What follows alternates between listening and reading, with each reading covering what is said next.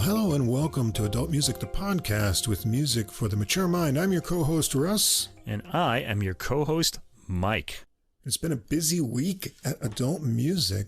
But I'm feeling all chilled out now with my brandy here. Feeling good. It's going to be another good episode. We're recording on Sunday night as usual, but we are also recording Saturday morning this week because we got an interview coming up for you all, and that's with the drummer-composer Tony Addison. Yeah, the great Tony Addison, I'm going to say now, because it was a great interview. He was a good talker. He really had a lot to say. We featured his debut jazz recording, Relentless Pursuit, on Odradek Records a couple episodes back, episode 132, Debuts and Discoveries. We got a chance to have an interview with him, and it was a lot of fun. It's going to be around 90 minutes. I'm going to do my best to get that edited and up this week, hopefully on Thursday. And when the interview was over, we hung out for almost another hour and talked and listened to all kinds of music. We probably should have recorded that, too, because there was some good it was a good time there. But yeah, we had cut the microphones off by then with the tape anyway, but it was good. We got a lot of insight into how he composes and his career, and he's a super nice guy, really enthusiastic. Really enthusiastic. That was great, yeah. I think everyone will enjoy that a lot, so stay tuned this week. That will be coming up. In other news, well, a couple episodes back, we featured the Same Difference guys, AJ and Johnny, on our show, and we had some fun knocking about standard versions. Right. And we're already working on going on as guests on their podcast, and that's in the works. We've got a standard picked out, too. We'll keep that secret. Yeah, we can't say what that is. But hopefully that'll be coming up, and we'll get over on their channel and have some fun there before the end of the year, maybe next month sometime. So we've got that coming up as well. And tonight, as always, we've got a bunch of interesting music, a variety of nationalities and styles in classical music. In jazz, I've got all sax music lined up for you. And some nationalities there, too. Yeah, we do have that in jazz as well. As always, in the episode description, you can find links to Spotify and Apple Music for all the music that we're going to discuss. And at the top of the description, there's a link to the full episode playlist where you can get all the music in one place on Deezer. CD quality streaming music from France. You can listen to the podcast there as well if you want to get everything in one place. Now, if you don't see the full description or recording list or the links aren't active on whatever app you listen to us on, you can always come over and check us out on Podbean, our host site. That's podbean.com. Everything's easy to follow there. If you enjoyed the podcast, please follow or subscribe wherever you listen to us. Tell a music-loving friend as well, and take a moment to give us a ranking or write a review. That helps us get listed in the recommendations in the music categories. Please do come follow us on our Facebook page as well. You can get extra info during the week and get some new release information day by day as we find good releases. Leave a message or comment there. And if you'd like to contact us directly with any comments or questions by email, we'd love to hear from you. Our email address is adultmusicpodcast, all one word, @gmail.com. And I have to say, last week we had the greatest response ever from the artists that we featured. Virtually everyone got in touch with us after we let them know, and they were all very, very gracious. And especially we'd like to send some thanks out to Leslie Harrison. Yeah, and enthusiastic, too. She was great, too, Leslie Harrison. She shared our episode, as well as we finally heard from George Contraforis. Yeah, we've been trying to get in touch with him for a long time. And Laurent Moore, the harmonicist on his recording, also shared our episode. Yeah. And we heard from Alex Norris, great trumpeter, and he shared the episode as well. Oh, we heard from Mr. Bornstein. Yeah, Nimrod Bornstein. Not only that, and the pianist too, Tra Nguyen, also wrote to us. Wow, that was really exciting to get that much feedback. Yeah, we were pretty busy answering all those emails. It was really fun just talking to them. Yeah. They had a lot to say. And everyone was really enthusiastic, which makes us feel good and, get more awareness for all this great music that's out there. There's something about, too, communicating with the musicians that kind of gets you more interested in their music, because they kind of talk about it, and then you kind of get a clearer idea of what it's about and that sort of thing. So it's always good to do that. Like in the interview that we just did with Mr. Addison, he kind of gave us a lot of insight into his creative process. And I was like listening to the record again. I was like, oh, this is really interesting. Yeah, it was really interesting. And as we mentioned, the Same Difference, Two Jazz Fans, One Jazz Standard podcast, you'll find a link for their show in the description too. Do check them out because they go through a lot of jazz history and play different versions that you may not have heard of old jazz classic tunes. And also at the end of our show, there'll be a little audio promo from them. You can hear their voices and a little introduction to what they do.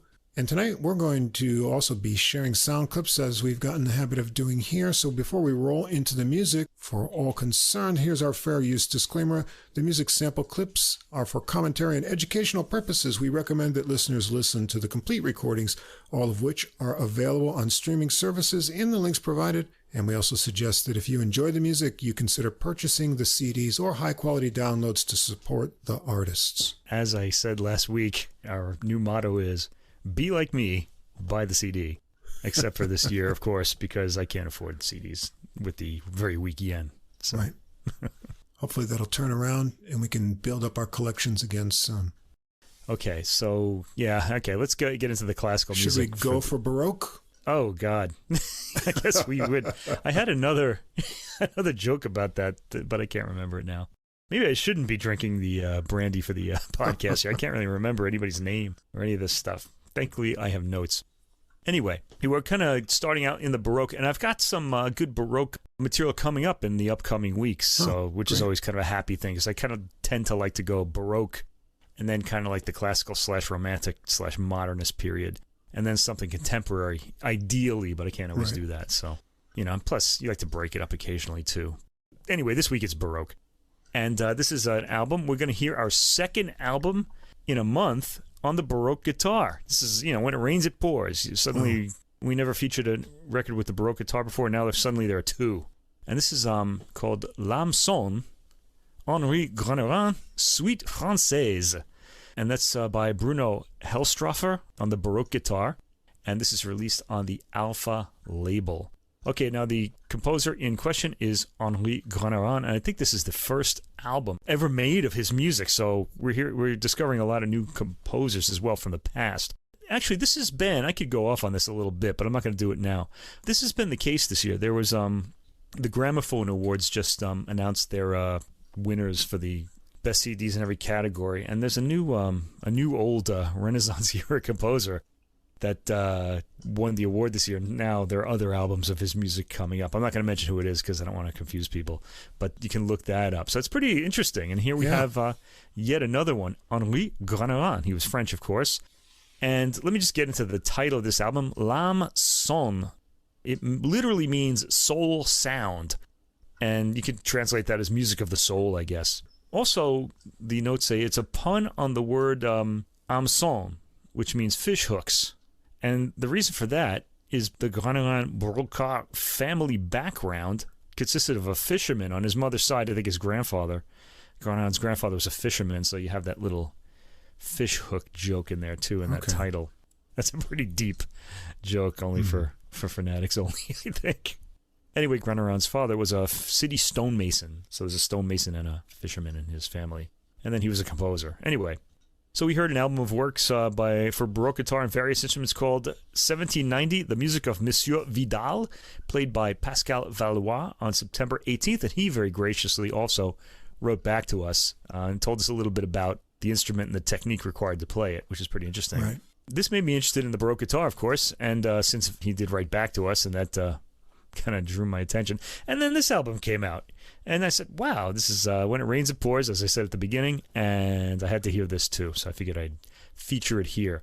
This also focuses on music by a single composer, although there are two vocal tracks to break it up, and these are by different composers. We only get suites by Grannerin here. All of the works are for solo Baroque guitar this time, unlike on the Monsieur Vidal album, where we had a concerto, the first guitar concerto ever written as far as we know, and some chamber works. Here we get to hear the Baroque guitar all the way through, with two breaks, which will be indicated when they come up. So we get to focus on that instrument. Anyway, Henri Grannerin was one of a number of guitarists who would go on to invent a new method of playing the guitar by applying the formal experiments of court lutenists, another instrument that I really enjoy hearing, it's very intimate, to what was essentially a street instrument at the time, the guitar. He made a virtue of the guitar's asymmetrical tuning, expanding the use of campanelle, which I guess would be bell effects, and arpeggios to approach the sfumato, cultivated by lutenists. Sfumato means shading, or kind of haziness, cultivated by lutenists in the Baroque style. I have notes here, and my spell check has changed the word Baroque to broken. Oh. interestingly enough. So referring back to your joke at the beginning. But lutenist got through, huh? Lutenist got through, yeah. What do you think that would have? I don't know. Gluten, maybe. Gluten? No, who knows? The glutenists. They're coming for us.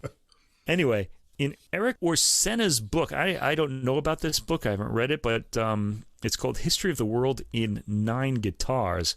Renan has a place alongside Django Reinhardt and Jimi Hendrix as a guitar hero. Amazing. So guitarists who admire the playing of Django Reinhardt and Jimi Hendrix might want to listen to this album and try to imagine what Henri Renan, the magic he would have created back in his Baroque era via the playing of Bruno Helstroffer here. Sounds like an interesting book. I actually looked it up. It looks like it's out of print, but it looks like it'd be an interesting read. Anyway, the instrument that Bruno Helstroffer plays on this album is a real beauty. You can see a photograph of him playing it on the album cover. I would advise you to check that out. It's a really nice-looking instrument. So here at Adult Music, let's be among the first to introduce this guitarist and recording and composer to the world, as Helstroffer already did, but we'll pass the word on.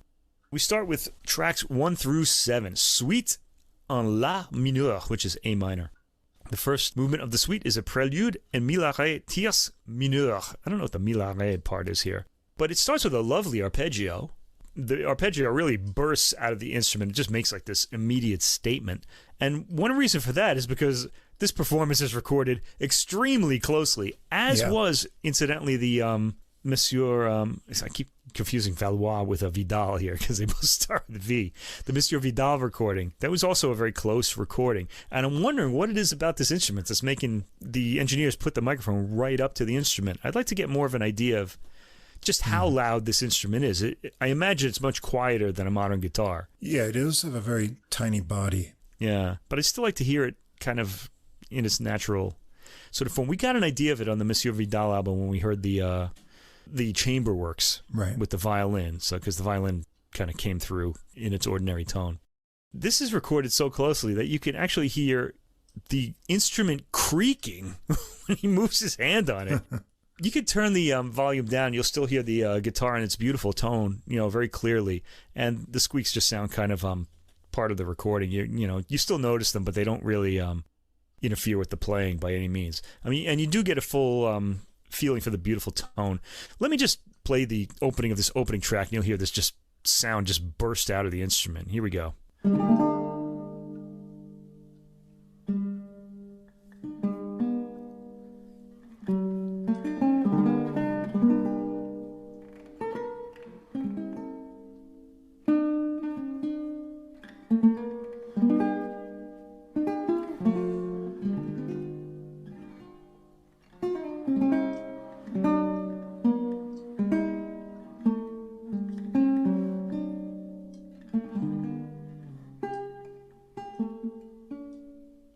Okay, you can hear those squeaks pretty clearly, can't you? Yeah, beautiful recording, very spacious, and I really love this kind of playing. It really kind of puts you in a place that modern society is really incapable of putting you in general. So it's a good recording for that as well. The performance itself, as you heard, is very sensitive, and I think I would have enjoyed this more if the recording wasn't quite so close and full body, although, as I said, you could just turn the volume down. The Baroque guitar, I think, should sound thinner than a modern classical guitar, but here it's very thick and full sounding. I can hear Helstroffer's beautiful tone clearly. He has virtually no finger squeaks, but the instrument does kind of creak, I think, when he kind of shifts position on it. Anyway, the second movement is an Allemande, and it starts much like the prelude, with the upbeat followed by a chord. There are some nice, quick hammer-on pull-off effects in this movement, providing some quick, winding passages. They're executed brilliantly, and the Baroque guitar is, like the lute, an instrument that puts sensitivity across extremely well, and Helstroffer does just that. When I hear lute recordings, I'm always kind of amazed at how much more intimate it is than the modern guitar, although the modern guitar is very intimate as well. The lute, though, is very formal sounding because it has all those... The voicings are all very kind of strictly carried out. We're not quite going to hear that here, although what you just heard in that first track is very lute-like, I think. But we'll get away from that, too. The third movement, Courante, is at about the same speed and is equally sensitive to all we've heard so far. A courant usually is pretty fast, but not in this case. All the movements are very pretty and melodically appealing, and this sounds rather courtly, like lute music. One of the things about this album that's interesting is that the music is going to get more sort of advanced, let's say, as the album goes on. So we kind of start in a very courtly manner here. Yeah, it starts out relatively simple. When I heard the first few pieces, I was thinking, I could play these. And then as it goes on, it subtly starts to get into some really interesting and difficult sounding techniques. Right. Okay, fourth movement, Sarabande, very popular dance from the era. Always the centerpiece of a Baroque dance suite. This Sarabande is even slower than the first three movements, as it should be, with lots of space left between phrases. It needs to be sensitive, and is here. Helstroffer goes for a gentler attack in this piece, almost brushing the strings for chords while strongly plucking the melody. The piece has a hypnotic quality to it, also very appropriate for a sarabande. The fifth movement is a gigue, which is a fast dance, and we get a livelier movement for the first time on the album here in track 5, with a light bounce in its step. This comes across well at the close recording range. The tone is well picked up by the recording, and I like Helstroffer's sensitive phrasing, tapering off at the end of phrases. All right, the sixth movement. Now, this is really interesting. This is a minuet, and there are, I think, 3 or 4 minuets on this album, and they're all very strange. They don't sound like what we think of when we think of a minuet, if you're thinking of a minuet in the terms of like the way Haydn or Mozart wrote them. It's fairly lively here. It's got a nice hammer-on pull-off figure in its opening theme, which gets repeated several times. Melodic discourse follows, all while the lively rhythm is maintained. And the piece ends after this section. It doesn't have like the 3 parts, or maybe it did, but I just didn't notice. Not enough contrast there. But it's an odd-sounding minuet. It's not what you think of when you think of a minuet. The seventh and final movement is a bourrée, which is a dance. The bourrée is short and fairly quick too. It's got a conversational melody over its marked rhythm, and it's appealing and an upbeat ending to the suite. We go right into another suite, tracks 8 through 14, Suite en Ré majeur. This is D major. Movement 1, Prelude in D, La, Ré, Sol par B carré, tierce majeur. This one starts with another burst of a chord, and again, this is very close, but I've turned the volume down now in my listening, and it's better, and I'd advise listeners to do the same. I should mention I listen to this in the house speakers, not in headphones. Beautiful phrasing and lots of space to the playing. The second movement is an Allemande en De, La, Ré, Sol, and this is a pretty piece with a bit of a lift in its rhythmic step. It's highly melodic, and its charm is brought out brilliantly by the performance, and I want to sample this one too. Yeah, I noticed a little bounce in this one as well. Yeah, I liked this one a lot, so I just want to give everybody a little sound of this. Here we go.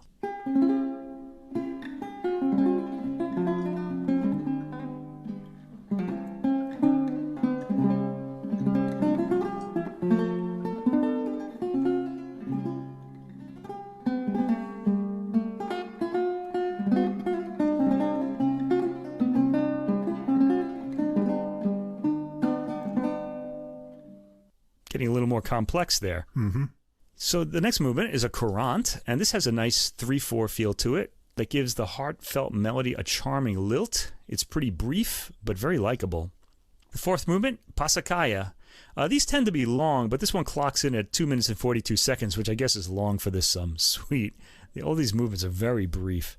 The rhythms in this suite are all on the lively side, very different than the other one. And I have to say, you might have noticed that the Allemande is a lot brighter. That's because this is in a major key. And this seems to have made a huge difference in the way that Ramón composes for the instrument. This sounds actually like a repeating section, but it's actually variations on a bass. The varied melodic lines are subtly different, though. It's a pretty interesting listen.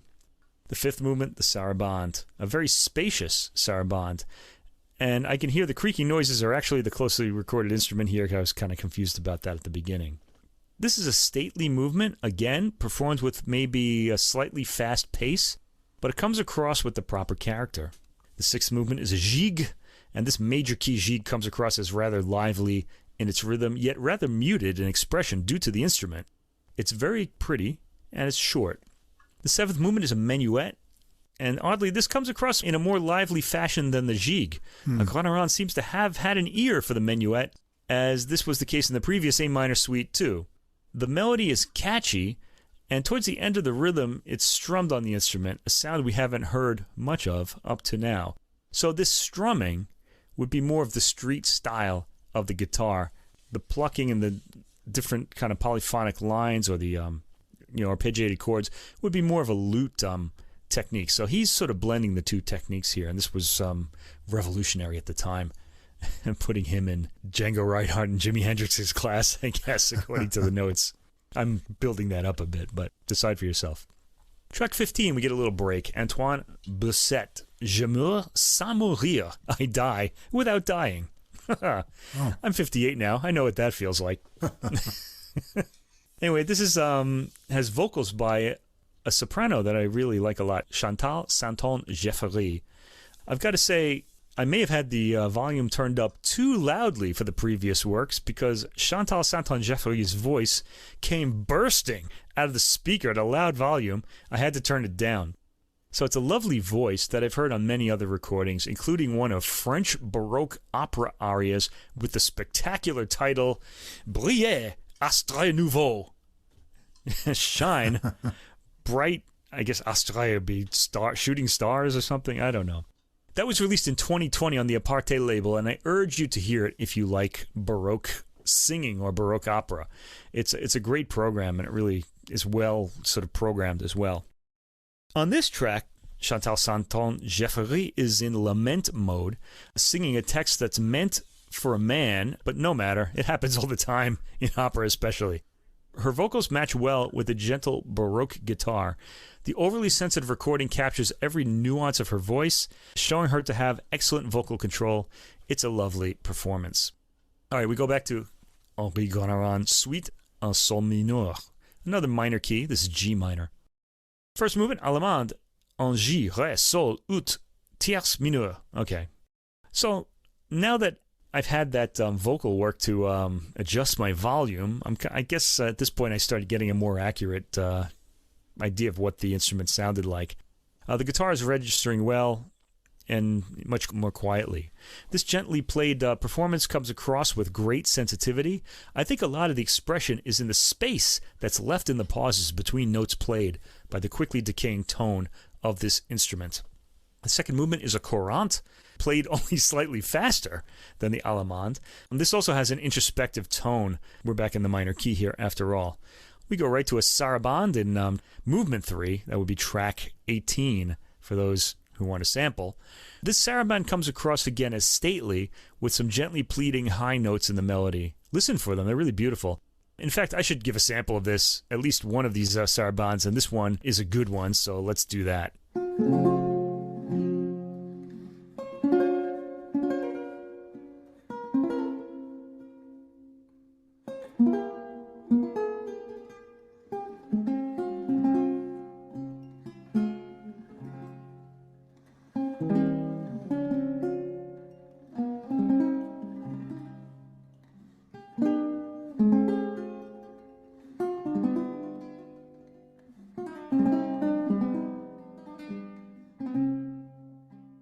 I even got to the cadence that time. Fantastic.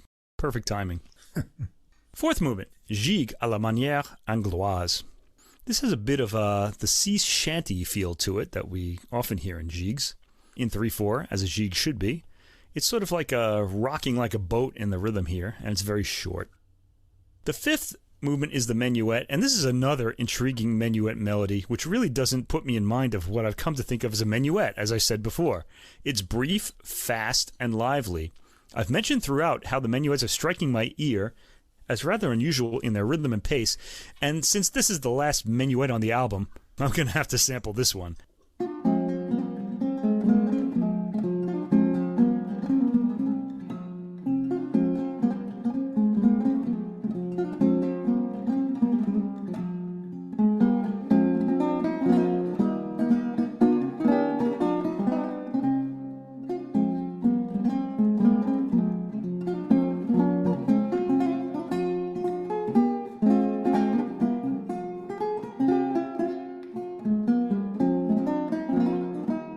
You can hear that almost like strummed chords there. They're not arpeggiated as they would be on a lute. But yeah, it's a little unusual sounding for a minuet. I really enjoyed them. All three of them are really interesting on this album. Anyway, the sixth movement, this is track 21, is a passacaglia, and it's a melody with two-part phrases, one open-ended, the next resolving. It moves rather freely over the bass line, going into the higher end of the instrument. All right, we move on to the next piece, which is another vocal work featuring the soprano Chantal Santon Jeffery. This is by Jean de Camberfort, or at least it's attributed to him. We don't really know who wrote it. And it's called Troisième partie du ballet royal de la nuit récit de la lune. I guess it's récit de la lune, you know, what the moon said. Anyway, this was sung for the first time in 1653, with the young Louis XIV taking the role of the sun. I guess it was a stage sort of work, a theater work, and was very probably accompanied by Henri Granarand himself. I personally find it rather funny to hear a woman singing the words, "I whose frigid coldness is well known." I mean, she's the moon, so that's why she's saying that. But anyway, this is the Adult Music Podcast, so that's acceptable here. I'll be an adult and say once again, Chantal Santon Jeffery delivers a fine, clear voice performance. This is a beautiful voice, even when it's as closely recorded as it is here. There are no real flaws in this voice. So when you put the mic that close to a singer, you're going to hear every defect in the voice, and we're not hearing any here. This is a really good singer with a great technique. The guitar sounds commendably in the distance, but it's recording as it has been throughout the recording, and the two vocal breaks are welcome distractions from the solo guitar music, which is all great, but it's just nice to have like a little pause so you can kind of regather your thoughts for the next suite. And the final suite on the album is tracks 23 through 28, Suite en Ré mineur, which is D minor, so we get another minor suite. This one doesn't have a minuet in it, though. The first track, Prelude en De La Ré Sol tierce mineur, has a gentle opening. It's a rather introspective, gently played minor key prelude. It's a bit exploratory, landing on new keys at the end of phrases. The second movement, Allemande, starts and proceeds like a typical Allemande. I did like the gently brushed chord at the end of the opening section at the cadence. You hear it again at 113. The B section follows. The music proceeds in a dotted rhythm, giving it a bit of a rhythmic push. The third movement is the sarabande, and this comes before the courante here, unusually. It's got short phrases, lots of creaks in this piece, mostly due to the spaciousness of the piece. There's a nice sensitivity to the playing of this piece, a comment I've made throughout the album. We then hear the fourth movement, the courante. This courante has a bit of liveliness to its rhythm and departs a bit from the lute style I've been hearing in the earlier courantes. There's a bit more of a guitar quality to this, especially in its strumming. The fifth movement is another sarabande. We get two sarabandes in the same suite, also unusual. This one has less space in the pauses than the earlier one, yet that stately quality is still present. This is a little different, and I'm guessing we're hearing more of the techniques associated with the guitar on this sarabande, more chords and harmonized melodies. And the sixth movement is called Gigue aimable, which means lovable jig. It doesn't have the dance quality we generally associate with jigs, but it's in 3/4 and progresses in quick two-note patterns, followed by a pause. The final track on the album is a passacaglia en si sol ut fa. This is probably the most advanced piece on the album, and the one I like the most, really. It very much has a guitar quality to it, with its strummed chords and picked out melodic notes. It's a fairly long passacaglia for this album, at 4 minutes and 52 seconds, and proceeds with a bit of a dotted note bounce to the rhythm. When the strummed rhythm comes in, it picks up the dotted rhythm as well. Passacaglia variations are gently and subtly led into, and you hardly notice the change, but you realize you're hearing something slightly different somewhere in the melodic material as it goes on. Subtle performance here by Helstroffer, and really throughout the album. This is a lightly cheerful ending to this album of subtle moods. I'll have to try waking up to this one in the morning. It sounds like it puts you in the right place to have a really good day. It's a great ending to the album, and it's got a real smile to it. Anyway, you might have noticed I got more acclimated to what was happening in the music as the recording went on. The hybrid of lute and guitar styles in the music is subtle, especially at first, and it took a while for my brain to process. In fact, it almost sounds like there's a metamorphosis from the lute to more like a more guitar-like playing with strumming as the album goes on. It sort of changes from one to the other gradually. It's very interesting to listen to all the way through. I'd advise listeners for maximum enjoyment to keep the volume down. In fact, you should probably go right to track 15 and adjust the volume according to the vocal, and then go to track 1 and listen to the album straight through. The Baroque guitar is recorded very close to the mic, and finger squeaks and instrument creaks are highly audible. At a low volume, they're minimal and not distracting. But I should talk about the performances here. The music of this new to me and to recordings composer is sensitively played here, and really couldn't ask for better performances than those given here by Bruno Helstroffer. To my ear, most of this music is formally, the music in the beginning is formally lute-like in the way it's laid out, but there are less formal elements to be heard from time to time within movements, and really as the album goes on. I singled out the minuets as being rather unusual. They're not as spacious as the other more courtly-sounding Baroque dance movements, and caught my ear each time. Fans of the guitar would really need to hear this, as well as anyone interested in the Baroque. Henri Guérin's music is a byway of Baroque music that could stand to become more mainstream. It's an intriguing mix of strumming and fast ornamental kind of figures that start to become a unique style as you get used to hearing it. Also, the material here is a mix of meditative pieces and some with more dancey but reserved motion due to the tempos. By the end of the recording, you can form a sense of a unified style of what had been developed with this music, of the various techniques that you'll get sort of used to hearing, and even a kind of developing new aesthetic that would shape guitar music. And I found it, unique. I haven't heard anything quite like this before, and very charming. All right. So now we're going to move on to 3 works that I just love. Some of my favorite classical works of all time. The 3 Bartók piano concertos. Here, they're played by a pianist I really love too, Pierre-Laurent Aimard on the piano, with the San Francisco Symphony conducted by Esa-Pekka Salonen. I won't even say accompanying because they have a lot of great parts themselves. Yeah, they're of equal interest. This is on the Pentatone label. All right, so we just get the 3 piano concertos here, and I've been listening to these since I was in my 20s, so I've know them pretty well.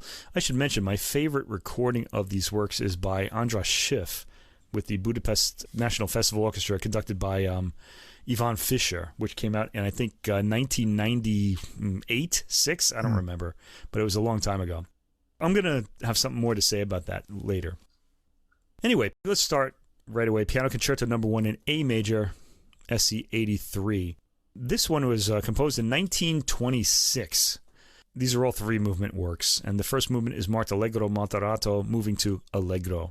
This is a piece that's trying to emphasize the fact that the piano is a percussion instrument. Throughout the Romantic era, the piano was used, it was kind of disguised as a legato instrument due to like the techniques that Chopin and composers like him developed for the piano. They tried to make it sing, and it does. The piano sings beautifully.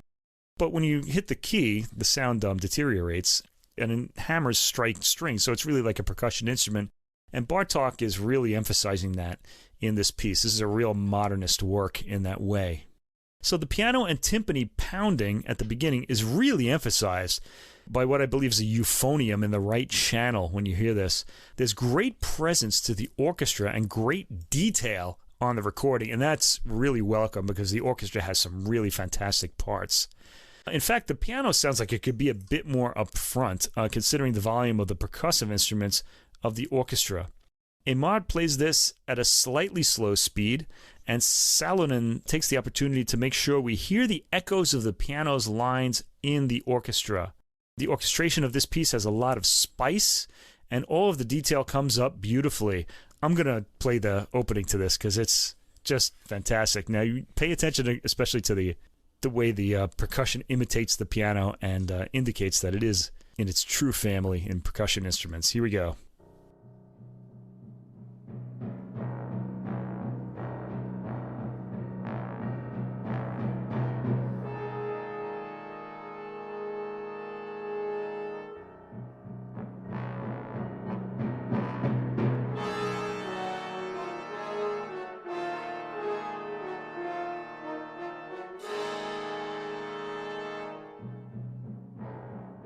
Oh, that fantastic brass, too, huh?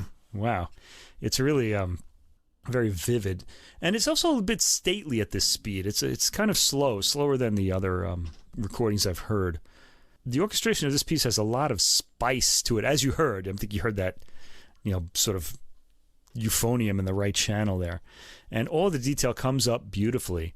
In the section beginning at around the 2-minute mark, which is more melodic, Aimard seems to speed up a bit. He's really emphasizing the percussive nature of this piece, as he should.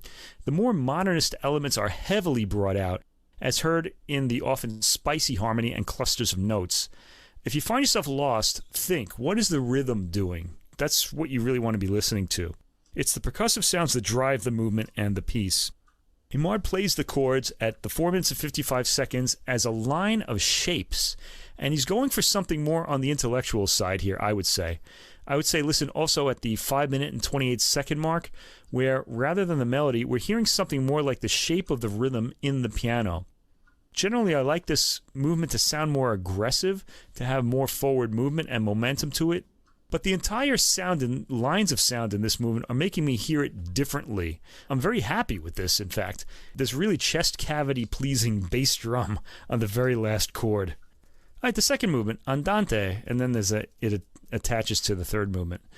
This is features Bartók's symmetry of phrasing. This is kind of an arched formed movement. The soft, beguiling sounds at the beginning register on the ear like wafting, pungent perfumes of sound. Aimard gives a sense of statement to his highly spiced chords at 1 minute and 30 seconds. In the second minute, I'm really enjoying the clarity of the light percussion timbres. They sound like they're live in the room. I love the snake-like way the orchestra takes with the lower winds in the third minute into the fourth minute. They're satisfyingly up close in the sound and make an exotic impression as the piano pounds mezzo forte at clustered chords in the lower end of the piano. The low winds are reminiscent of Stravinsky's winds in Petrushka when we're in the Moor's room. Gorgeous high wind harmonies are heard at the 5 minute and 30 second mark too, and the intro to the third movement starts in this movement, or a little unusually, with the percussion registering strongly.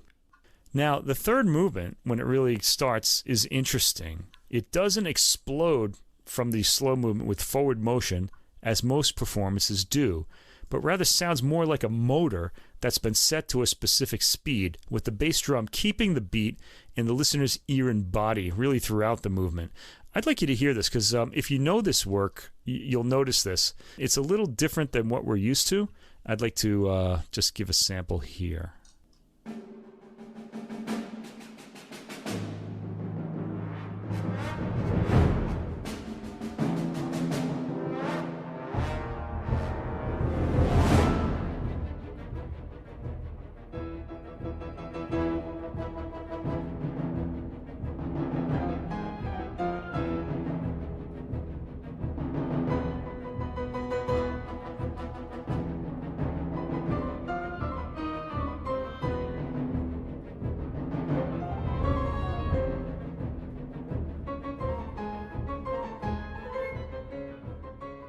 Yeah, that rhythm sounds actually kind of ritualistic. Yeah. As opposed to aggressive, which is how it's often played. And I like it the aggressive way. But this really interested me. I liked this as well. Details such as gently played triangles register beautifully. The piano, as in the first movement, plays more in shapes than in goal-oriented lines. It's an interesting approach. The orchestral sounds are so interesting that I'm almost focusing more on them than the piano. And that's saying nothing negative about Aimard's performance, which is absolutely spectacular. But the piano does draw attention to itself when required. Aimard's playing of the lighter, quieter material in the fourth minute is beguiling, as is the fully dimensional gong that happens at the 4 minute 39 second mark. I love a gong, don't you? Oh, yeah. You can hear a great one in the 4 minute 39 second mark. The piano has some sparkling material in this movement, and Aimard provides that sparkle at 5 minutes and 30 seconds and in other places. The ending comes with a huge bass drum thud and an unaggressively played final chord, in keeping with the rest of the interpretation. Now, when I say unaggressive, that's been the way the movement has been played, and it works very well here. It's, I don't want to say unique, but it's an approach to this movement, or to this work, that we haven't heard in a long time. So, well worth hearing. It's a slightly different interpretation than you're used to hearing, and that's always good, especially when it works as it does here. Okay, the second piano concerto, I think, is inspired a bit by Baroque music. Now, in Baroque music, we heard a lot of brass that got solo lines in the orchestra, and that sort of disappeared once Mozart and Haydn came around. They would give sort of brass instruments. If they weren't solo instruments, they'd sort of be providing texture in the score, and that was really true even throughout the 19th century with Wagner's sort of brass sort of providing this sort of creamy Wagnerian type harmony in his operas, famous as they were. So in the 20th century, brass came back, and to make it sort of sound like a solo instrument, or like something that should be playing up front in the orchestra, Bartók really goes back to the Baroque. So this opening sounds very Baroque, as you will hear. Let's give this opening of the second piano concerto a listen. Here we go.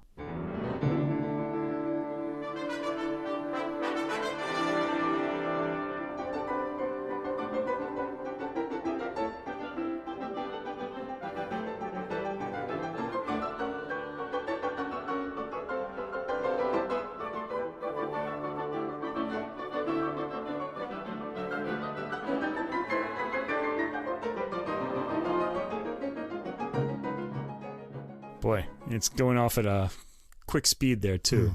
Yeah, some of those chords are really spicy, too. I really just love that. Real 20th century stuff. So the use of the brass and the constant movement of this concerto recall the Baroque era. Now, you heard the piano doesn't sound very Baroque, but what does sound Baroque is the constant movement, the lack of space. There's almost like a perpetual motion quality to this movement. And the occasional polyphony as well. I love the detail that you just heard in the opening, presented via a lack of explosiveness to the beginning, though we get enough to make the opening impact with the listener. The brass comes across well with their Baroque character at the 55-second mark, which we didn't get to, and the detail of the piano's running lines afterward comes up well. Again, we hear a lot of the music as shaped lines, solid strings of sound. The piano playing in this movement is incredible, really, easily noticed by the clarity of the recording. It's always incredible in every good performance, of course, but it's not being obscured here by the orchestra. I love the way the orchestral detail comes up so clearly, too. One can almost perceive what the conductor's score would look like as you're hearing all the sounds, because I think you're really hearing everything on the page. The piano sounds, but doesn't impact on the recording. It's placed a bit away from the microphones, but is not recessed in any way. What beautiful strings of scales Aimard executes at the 6-minute and 9-second mark. Absolutely smooth, and we'll hear that again in the third piano concerto. At 6:42, we get a great polyphonic brass fanfare. I really just bask in the brass in this movement, and in really Bartók's works in general. Some of the most exciting brass writing in the entirety of classical music, I would say. The ending has a satisfyingly Baroque approach to the last chord. The second movement, Adagio, moving to Presto and then più Adagio, starts with an example of what critics like to call Bartók's night music. And what that is whenever you hear him use smooth, quiet sounds of massed, vibrato-less strings. There's a great contrast with the previous movement. We finally hear the piano at the minute and 40-second mark. Aimard never gets overly sensitive with his tone, focusing on the line always. He's more geometry than poetry here, as he has been throughout. I do like how ominous he makes his climbing lines sound in the lead up to the 4th minute. The piano line reaches a peak of tension, and the night music just comes drifting back in. In the 6th minute, the playing really takes off, with the piano playing with amazing virtuosity, shaping the lines beautifully at high speed. Also, listen to the repeated notes after the 7-minute and 50-second mark. After a shrieking interruption by a muted trumpet, the piano plays a long and amazingly even trill. The piano gets a tolling bell effect in the 11th minute with its repeating, ominous octaves, and then the movement just sort of dwindles away. We get to the third movement, Allegro molto, and here there's liberal use of the bass drum at the beginning of this loudly recorded and highly impactful movement. The piano retains its distance and clear sound, while the orchestra seems to move forward on crescendos and really explode through the speakers. The brass are back playing canonic fanfares at a minute and 10 seconds. The piano picks up on some of the brass lines and plays them in octaves. There are quick changes of texture, usually brought on by a loud hit of the bass drum. we get a real roller coaster of a piano line after the 3 minute and 10-second mark. Let me sample that because it ends with a brass fanfare that's also pretty fantastic.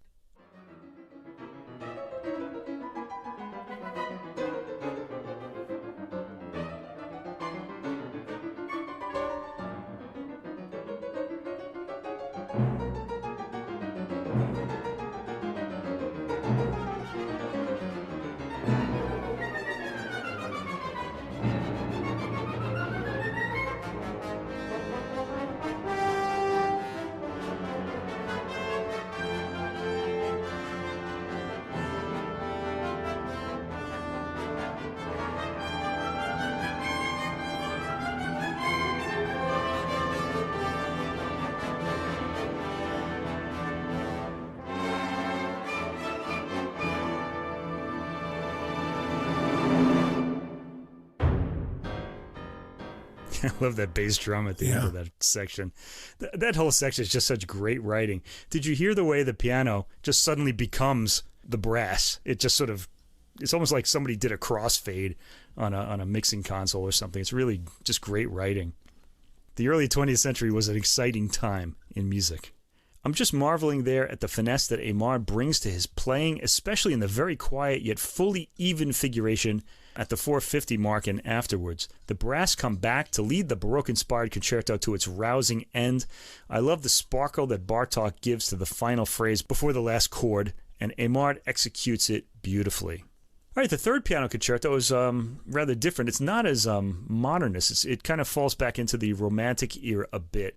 It was written at the end of Bartók's life for his wife, because Bartók was dying, and he wrote this for his wife so that she was a professional pianist, and she'd have some money to spend after he was gone by playing this piece. It's a little less complicated than the other two, and it's really beautiful. Let me just play the opening really heartfelt melody from Piano Concerto number 3, first movement. This is track 7.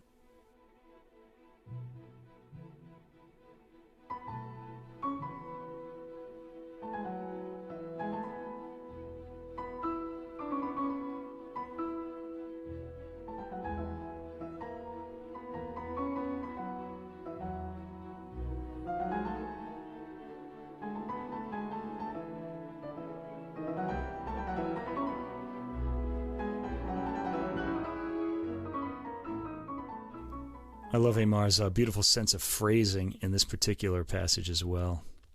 The piano now, you might notice, is way up front. So this is a quieter, less explosive concerto. So I think they moved the piano closer to the microphones here. I'm thinking that Aimard took a unique approach to each individual concerto now that I've heard this particular opening too. The octaves are played in this movement with a measured effect by Aimard, 1 minute and 25 seconds. And afterwards, in other words, there's no real aggression to them. He's not really playing them as a groove, but sort of like where the beat falls. It's an approach he favors in a lot of moments in these 3 concertos. What I'm noticing is that the approach allows repeating melodic shapes and sequenced figures to leap out. And that's probably why I enjoyed these concertos so much. There was so much detail coming out, especially in the way that the orchestra will echo the piano and vice versa. The multi-voice piano lines at around the 2-minute mark and after are an example of this. And note at the 3 minute and 20-second mark that the piano's accompanimental figuration is way on top of the melody in the winds and the orchestra. It sounds really good, but it's a change from the previous 2 concertos. The orchestral lines in this movement are touchingly played. At the 4 minute and 57-second mark, we hear the opening phrase again, harmonized in the piano this time. We get another chance to hear Aimard's perfectly smooth arpeggios in an arch pattern in the 6th minute. Really, this reminds me of, if you remember the pianist Arturo Benedetti Michelangeli, he had amazingly smooth scales, and I'm hearing that from Aimard as well. The movement ends rather with a hush. The second movement is labeled Adagio Religioso, and here string voices enter one by one in canonic fashion, played without vibrato and creating a solemn sound, fitting for the tempo marking of the movement. The piano's entry at 1 minute and 20 seconds is deeply sensitive and solemn. The piano line goes on into chorale-like chords. At 4 minutes and 42 seconds, there's a departure from the solemn tone to something more mysterious and alert. At 5 minutes and 20 seconds, there's some appealing modal melodizing and some bird-like figures in the winds and piano. This section sort of dissipates, with the piano becoming more active and complete in its lines, and the orchestra providing gentle harmonic support. The gong at 9 minutes and 22 seconds, there's your next gong, registers fully yet subtly, again drawing attention to how good this recording is. The movement ends in the middle of a phrase, almost like it's a ... in a sentence, like the thought is continuing but it's silent. The third movement, Allegro vivace, takes us out of the reverie we've sunk into in the previous movement. Again, Aimard goes for a measured approach in his octaves. There's a bass drum just before the first minute that, though quietly struck, impacts profoundly through the speakers. This movement, though lively, proceeds without aggression. The waltzing figures in this rhythm-changing movement glide gently and appealingly at the 3-minute mark as a result. There's another more East European waltzing 3/4 theme just before the 4th minute. Some of the rhythmic changes that come after this lead to beguiling sounds and rhythmic figures in both piano and orchestra. I wish I could sample all of them for you. There's just so much orchestral magic and piano magic in this movement. The end has some rhythmic sleight of hand before the piano scale up the keyboard for the final strongly punctuated chord.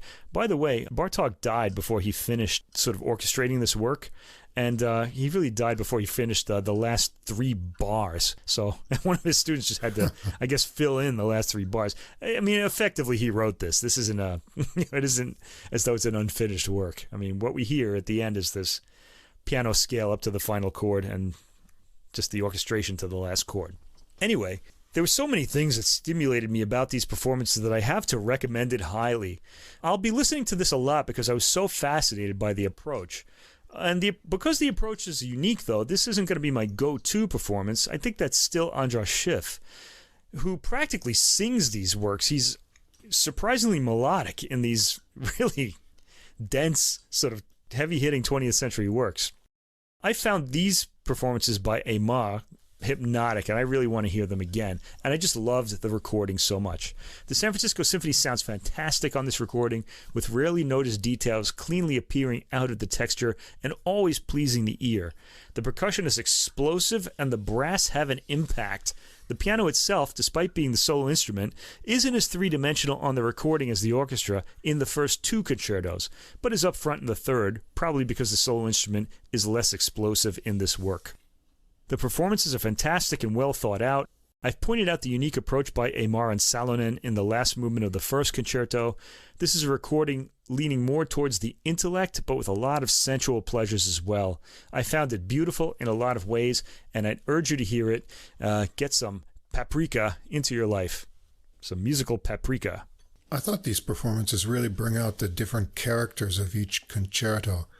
I have other recordings of all 3 of them, on the same disc, but I never really noticed the outstanding differences as much as I did on this one. The first one's so percussive, number 2 is more dissonant, and the final one is peaceful but exciting. The piano playing is really confident sounding, and you can really enjoy the clear orchestral parts. And the energy in the performances made this recording the most fun I've had listening to these works ever. Wow. And that's from a man who likes the playing of Jean-Eflain Bavouzet, because he recorded these as well. Okay, our third recording in classical music is by a contemporary composer. I always try to get a contemporary composer in if I can. And today's lucky winner is Stefan Heucke. Born in 1959, he's a German composer, and this is an album called Holzbläser Sonaten, Opus 114. That would translate as Woodwind Sonatas. The artists are all individually named. Daniela Koch on the flute, K-O-C-H. Us New Yorkers would say Koch because of Ed Koch, the mayor, but I'm pretty sure this is going to be Koch in German. Ramón Ortega Quero, oboe. Simon Degenkolbe on the clarinet. Marceau Lefevre on bassoon. Kimiko Imani, this is a familiar name, on the piano. GyuTae on the piano, and Tobias Haunhorst on the piano. Now, there's going to be a different pianist on each work, is why there are 3 of them. This is released by the GWK Records label, who I believe are based in Germany. Okay, so Heucke calls his musical language integrative tonal, and I could kind of tell what he means. These works were all published together as Heucke's Opus 114, and they're each for a solo woodwind instrument and piano, starting with the flute and really going down the range of woodwind instruments. This is a pretty interesting thing to do because we don't really have all that many works for, solo sonatas for these instruments with piano accompaniment, or chamber works for these solo instruments, let's say. He's published them all as his Opus 114. Anyway, let's go through these and we'll just start talking about what I'm hearing, because I couldn't really get too much information about this composer. The first work, tracks 1 through 3, is his Flute Sonata, Opus 114, number 1. The performers are Daniela Koch on the flute and Kimiko Imani on the piano. The first movement, Allegretto Grazioso, starts rather romantically, with repeating chords in the piano and a curving line in the flute. The sound quality is very good. The piece is appealing and melodic. It's pretty light as far as any kind of harmony goes, but there are some kind of harmonic quirks to it. It darkens to something more mysterious at 1 minute and 15 seconds to what sounds like a traditional contrasting second theme. We hear the flute playing high up in its range here with no vibrato and close to piercing tone, though relatively mezzo piano. At 2 minutes and 32 seconds, there's a brief transition to the repeated chord texture of the beginning, with the flute leaping around its registers. The music slows at 4 minutes and 11 seconds, though still with that same repeated chord accompaniment in the piano, and the piece ends with a decrescendo and descent. Second movement, Minuetto Antico con Variazioni. I'm always kind of interested to hear something labeled Antico. There's something about the past that appeals to me. I like history, and I guess I like classical music because it's music of the past as well. Kind of gives me shines a little light on that for me. So this has variations. The theme has an appealing flute theme, repeated by the piano, with the flute in canon when it comes back in. There's a quick variation first, then at the 1 minute mark we hear some mysterious chords with some flutter-tongued tone from the flute. This section deteriorates to a variation of arpeggios with rather freeing harmonic profile.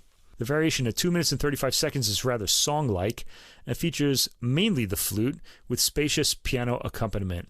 At 3 minutes and 55 seconds, there's a very sparsely played variation with the flute in its highest range. And I'm wondering if that bang heard at around 4 minutes and 50 seconds is in the score, or if somebody simply dropped something. I should have gone back with the headphones and listened. Anyway, this proceeds in the lurching two-note patterns, with the piano really rumbling out thunderous chords in the bass end. We get a more floating flute melody accompanied by repeating quarter note chords in 3/4 time. At 6 minutes and 19 seconds, there's a breathy staccato theme in the flute, as the piano accompanies staccato as well. This particular variation is brief but enjoyable. Next, at 6 minutes and 50 seconds, we have patterns emerging from the bass end of the piano and ending in the flute's melody. A more tranquil variation starts at 7 minutes and 36 seconds, the flute playing quietly over quiet, deep bass pattern in the piano. The third movement is a rondo, marked Allegro Brioso. This has a breathy, fizzy melody in the flute with the piano accompanying lightly, and I think this is worth a sample, so I want to give listeners a sample of this.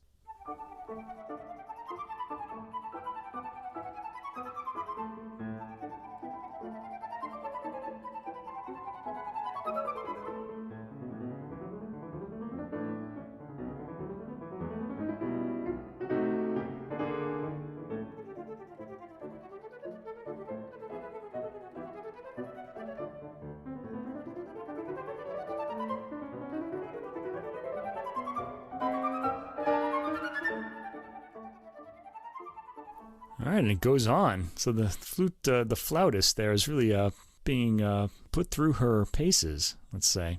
Serious virtuosity in the flute line there. The breathy tone is appealing and the material catchy, and you can hear it's really very romantic in style here.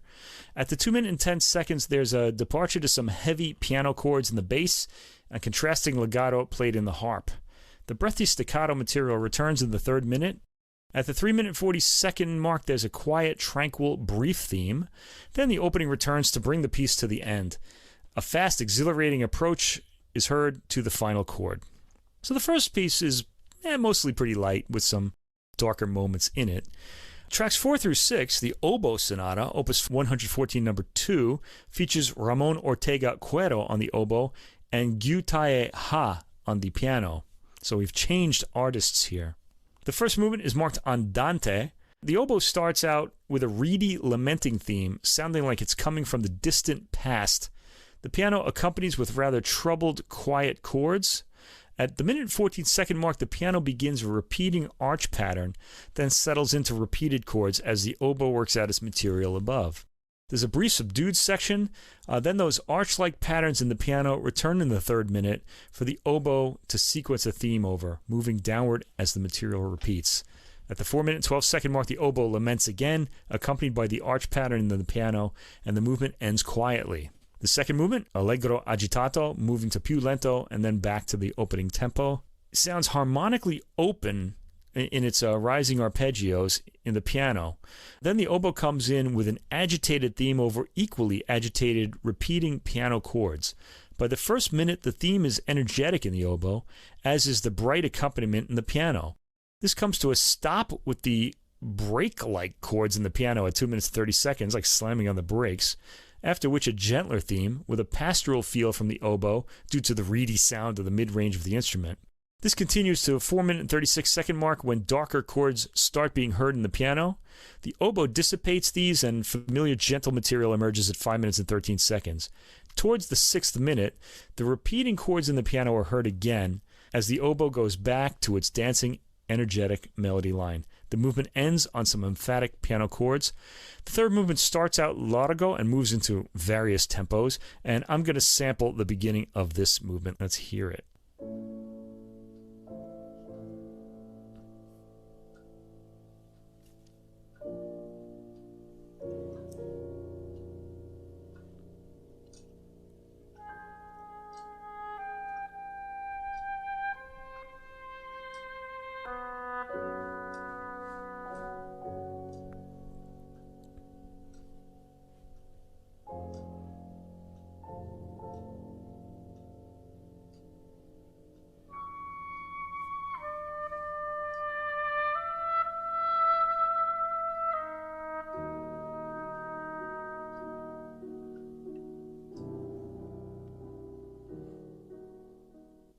Yeah, this is kind of nicely spaced out.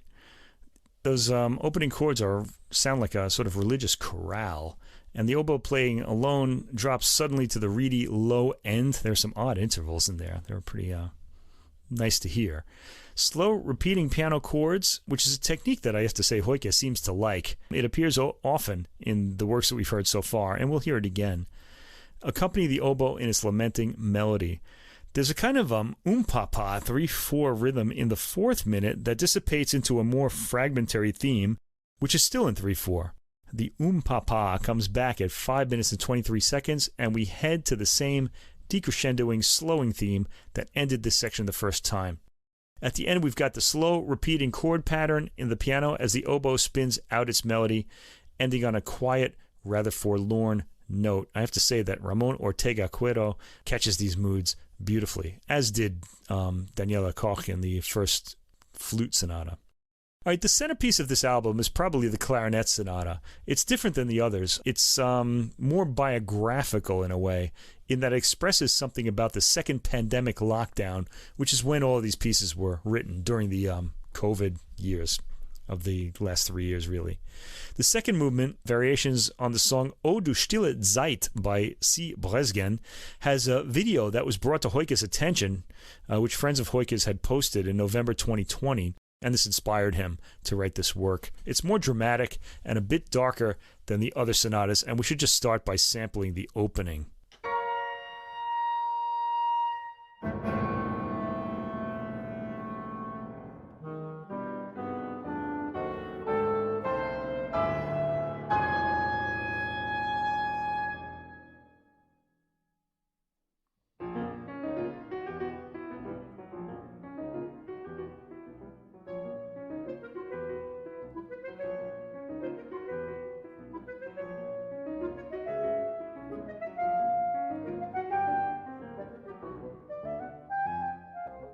Yeah, there's something a little unsettling about all of that, the way that begins, and we're kind of in for a ride here.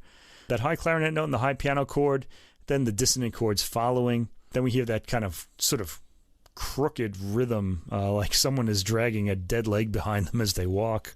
It certainly makes an impression. The section ends with a satisfying low, clear-toned clarinet note. Then the next section begins with a gentle piano chords and some smooth thematic playing on the clarinet.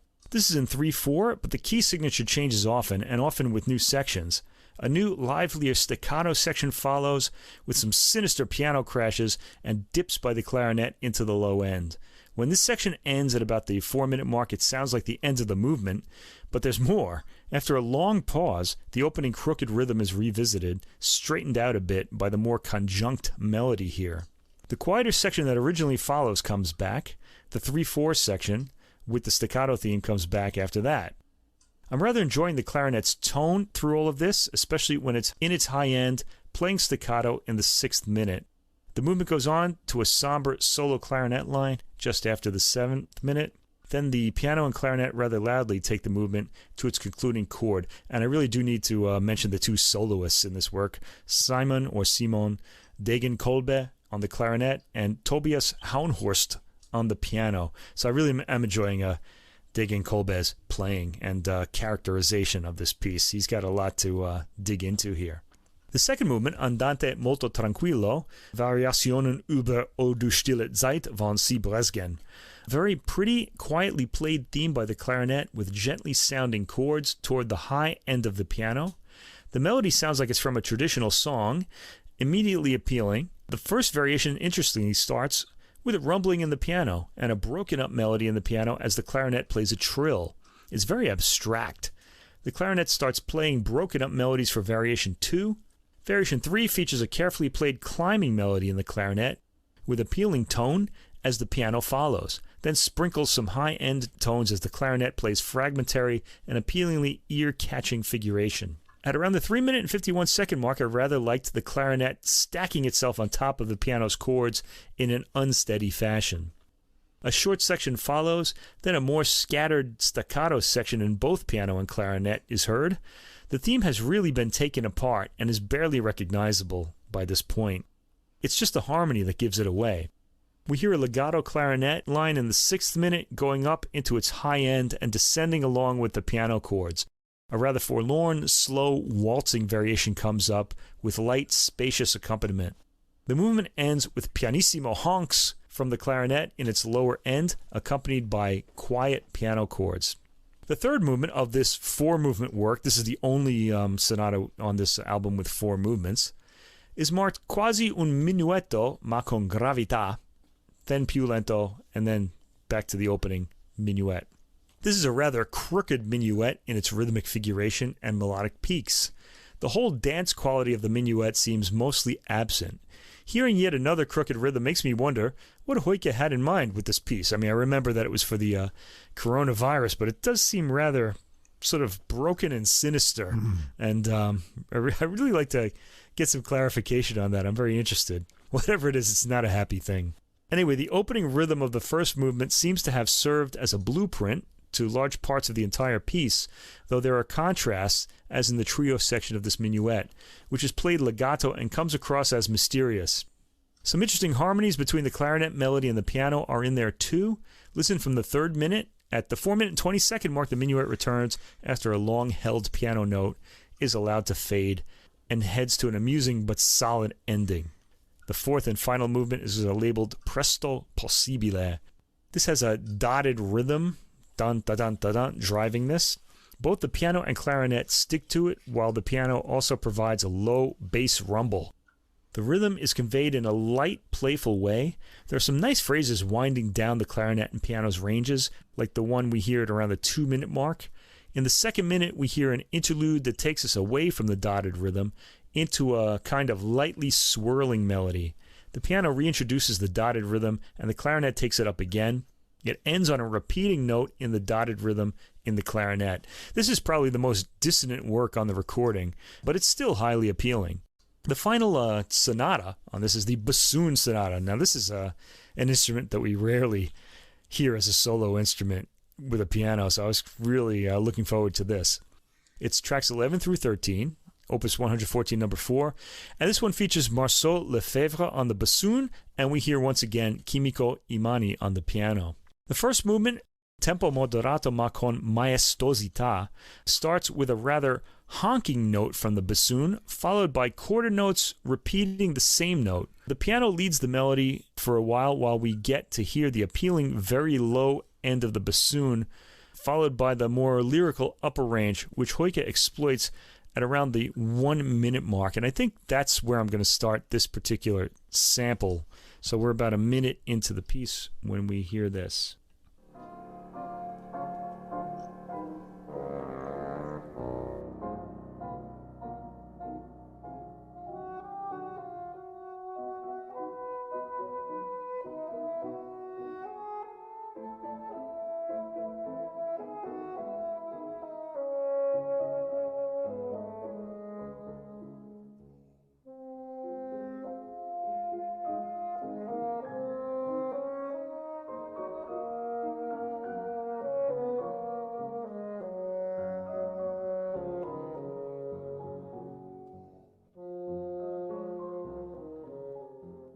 Again, these works, you really want to sample a lot more than just 30 seconds because they go on to really interesting things.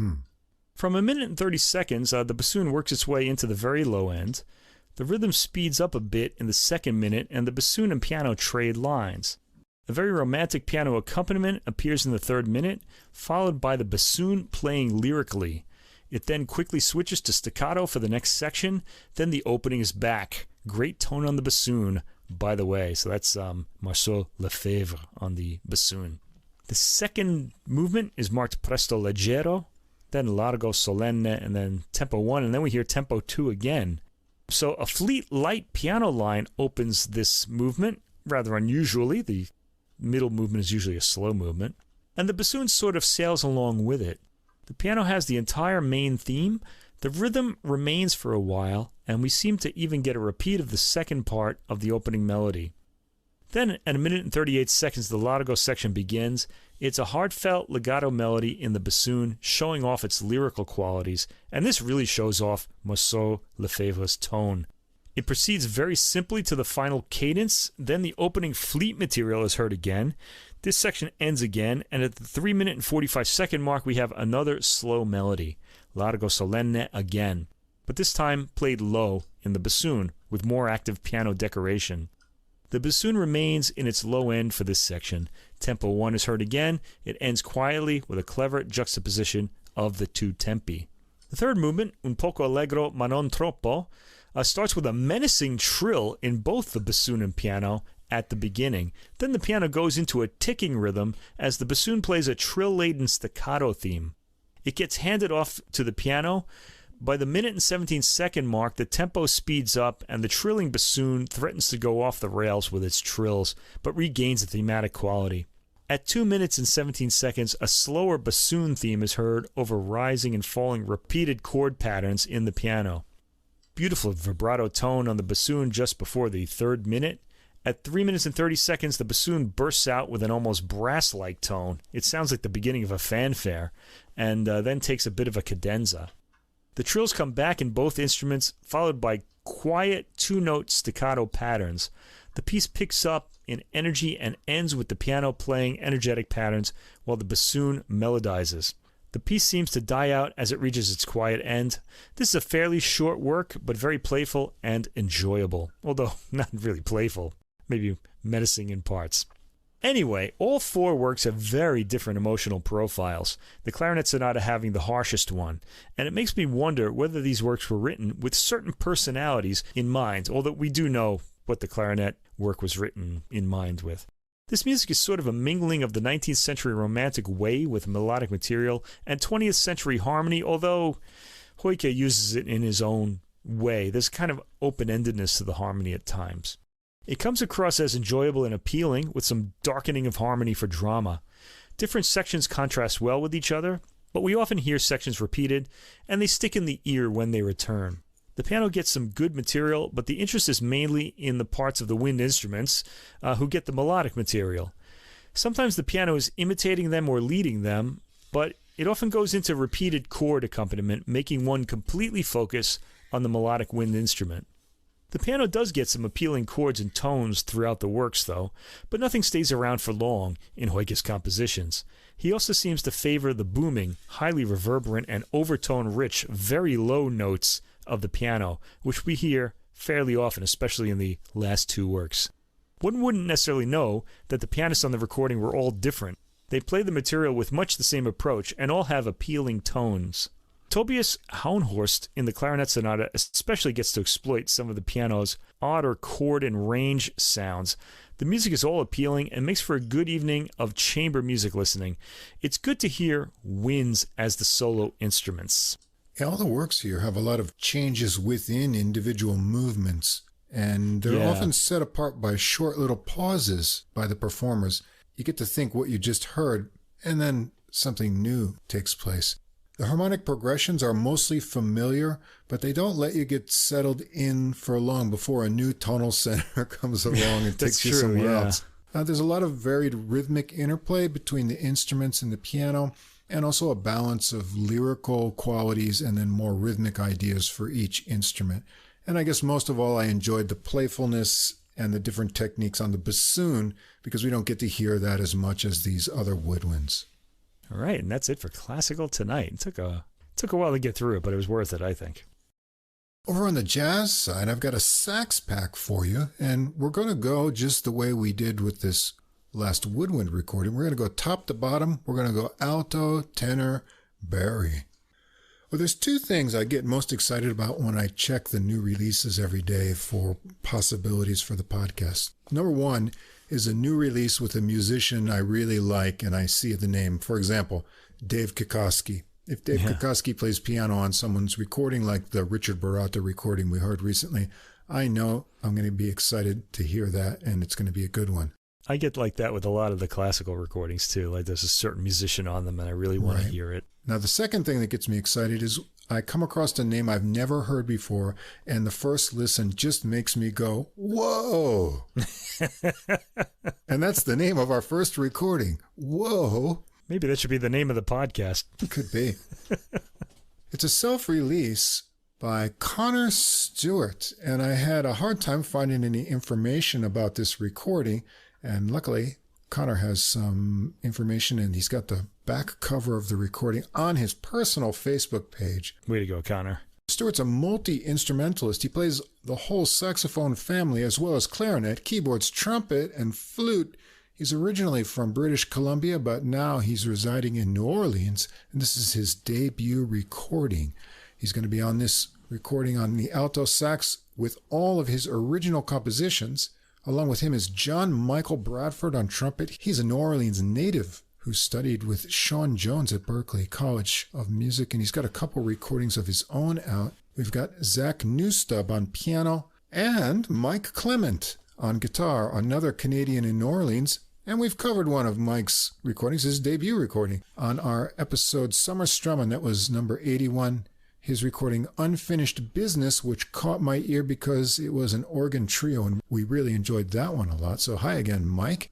And we've got John Lee on bass and Aaron Levinson on drums. The recording starts out with a tune called Blue Memory. When this tune starts, you might think that you've come across an early 60s Blue Note recording that you've never heard. The melody's made of hard driving, repeating horn riffs, accented by the rhythm section for 8 measures, and then breaking into swing for the rest of the 16-measure section with ending drum fills. That repeats, and then there's a contrasting 8-measure bridge section ending in a solo break for Bradford's trumpet, and the solos stick to the 32-measure form. Let's check this out.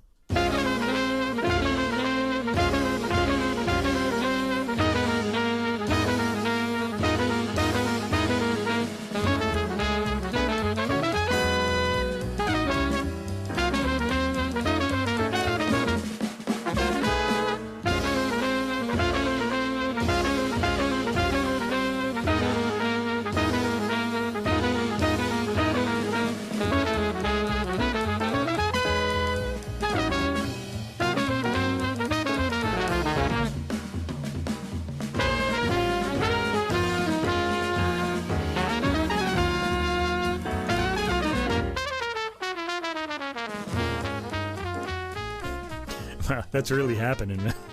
It sure is, and I really hate to stop it here. Yeah. And that's because one of the highlights of this recording is Bradford's take no prisoners approach to trumpet soloing.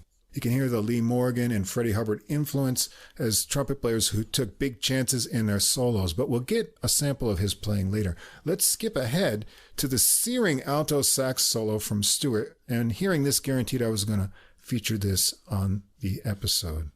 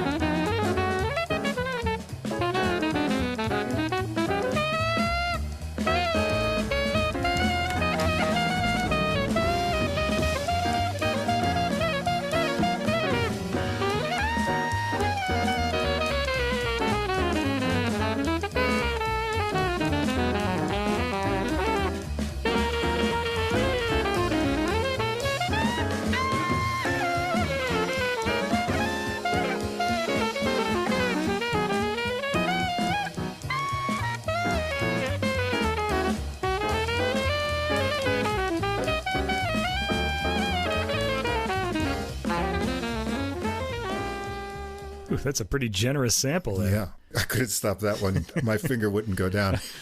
All right. Anyway, that reminded me a lot of Lou Donaldson's pre-soul jazz recordings from the late 50s into the early 60s there. Well, after that, Newstub gets a hard swinging piano solo too, before they run through the melody sections again with a little 3-note ending tag. Track 2 is Del Mar. This is a happy sounding tune. The horn lines work off from a little descending second interval lick over bouncy piano and bass rhythms, and then get bouncing themselves with synced rhythm section accents. There's nice splitting off into harmonized lines too. It's an AABA 32 measure melody with contrasting swinging B sections and an extra final 4 measure section before the solos. Stewart is up first with a swinging solo connecting lines nicely. Bradford follows with a fun trumpet solo with some zippy double-time lines and bluesy tastes, and Newstub has a round on piano. John Lee gets a bass solo with some cool bluesy ideas and really clear articulation, and Levinson gets a shot on drums with cool punctuated ringing hits. They go through the melody again to a sudden chilled ending.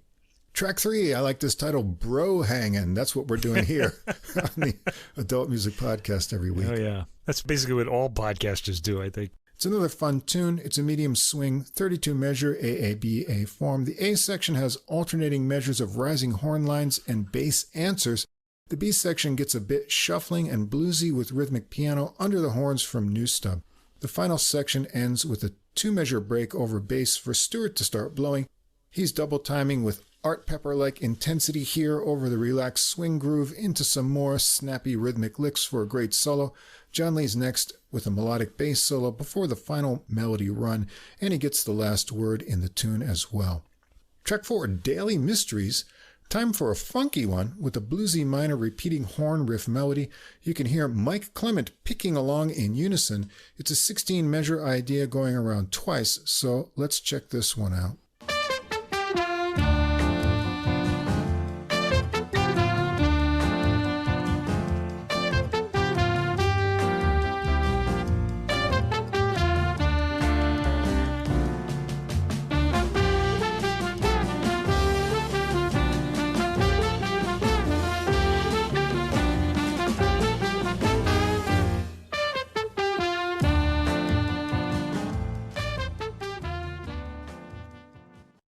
Funky. Yeah, it kind of had that 1960s groove to it, you know. Well, Stewart solos first, getting some passionate cries and burning double-time licks, but let's check out Bradford on this one.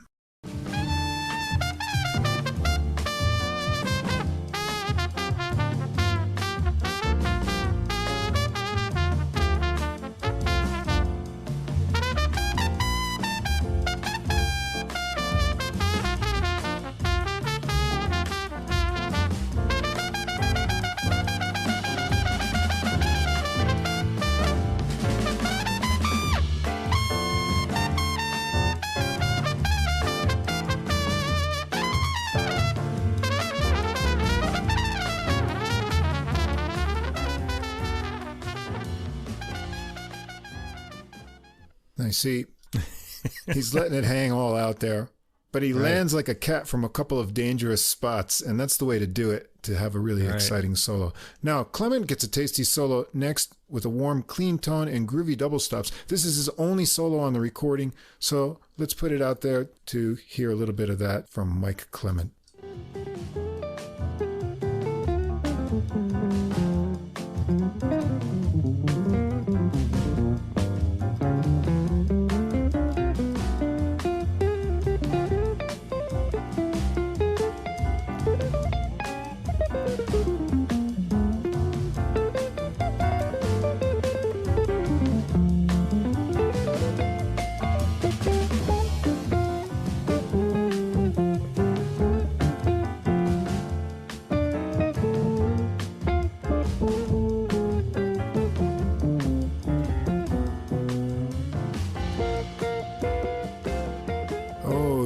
Like those tasty double stops. Sounds really good. Warm, clean tone on the guitar there.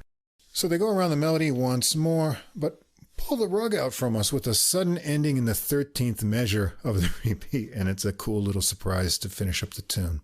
Track 5 is called Our Town, a medium swinging tune with a 32-measure boppy unison horn line melody with familiar changes.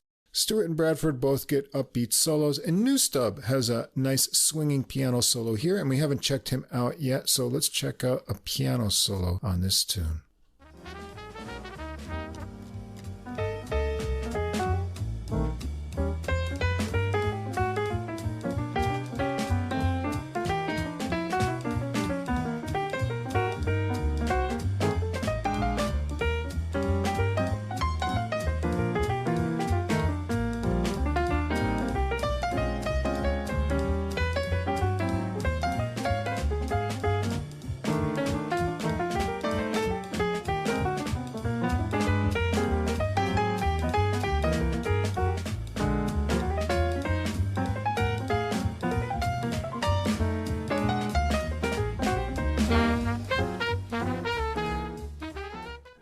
They hit that melody one more time with a fun final descending tagline to end the tune.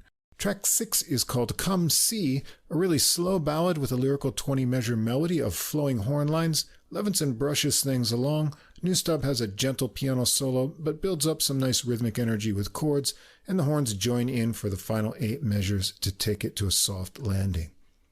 Track 7 is called Traveling. It's an upbeat tune with riffy horn lines.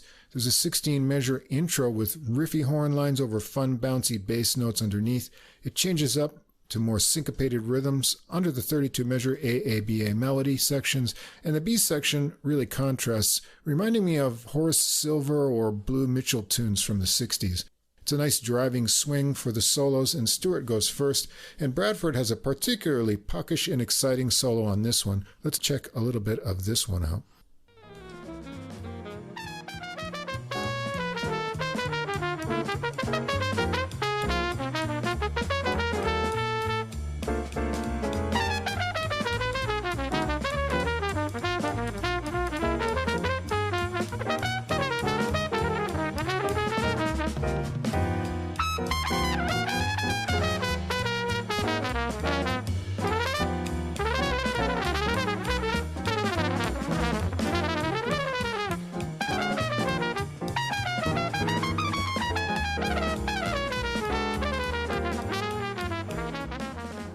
Yeah, exciting stuff. You could almost drop the needle like anywhere on this. Pretty much. It'll sound great. You'll just get some fantastic stuff coming out of your speakers. For sure. After that, Newstub gets around on the piano too before they give the melody another run through. Track 8's called Pepsi, and Newstub gets it going with a rubato solo piano intro. The bass kicks in on the modulating second 8-measure section, and it's into tempo with the horns joining in on the end. They go around these sections in tempo again, and it breaks into a solo for Stewart. Let's hear it get going and a little bit of his solo on Pepsi.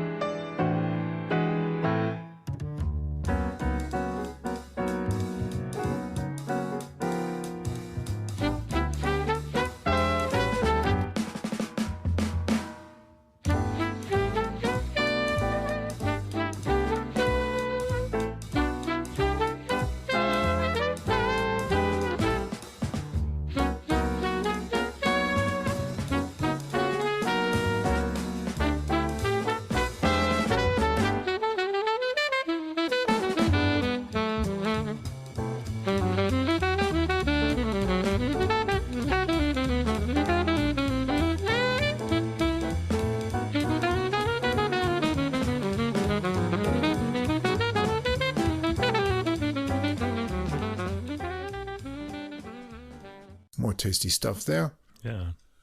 After that, Bradford has a playful and energetic solo, then Newstub and Lee, and we haven't heard Lee playing yet, so let's jump ahead and hear a little bit of his bass solo in this tune because it's one that stuck out to me.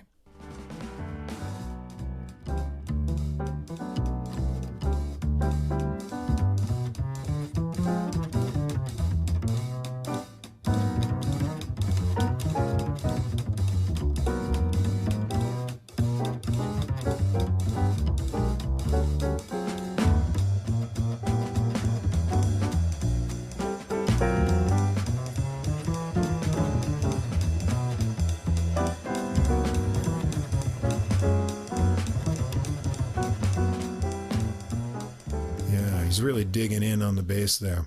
Well, they take it once more around the short melody, and that takes out the tune. Track 9 is Consolidation. It's a boppy number with unison horn lines, 32 measure AABA, which sounds like confirmation changes to me. Stewart comes out bopping with a great solo, as does Bradford, and then Newstub before another run through the tune. And the final tune, track 10, is I Just Forget Stuff When You're Near. It's a pretty ballad to finish things off. Bradford sits this one out. Stewart gets to show off a bit of an airy tone and vibrato on the 32 measure AABA melody. There's a nice anticipation creating break at the end of the B section. He continues on soloing for the first half of the tune length, coming back to the melody on the B section with an added improvised flourish to take it smoothly to the finish. So a fabulous debut in the hard bop pocket. It's not nostalgic though, but rather fresh and fiery. That's because Stewart and company play with a lot of passion.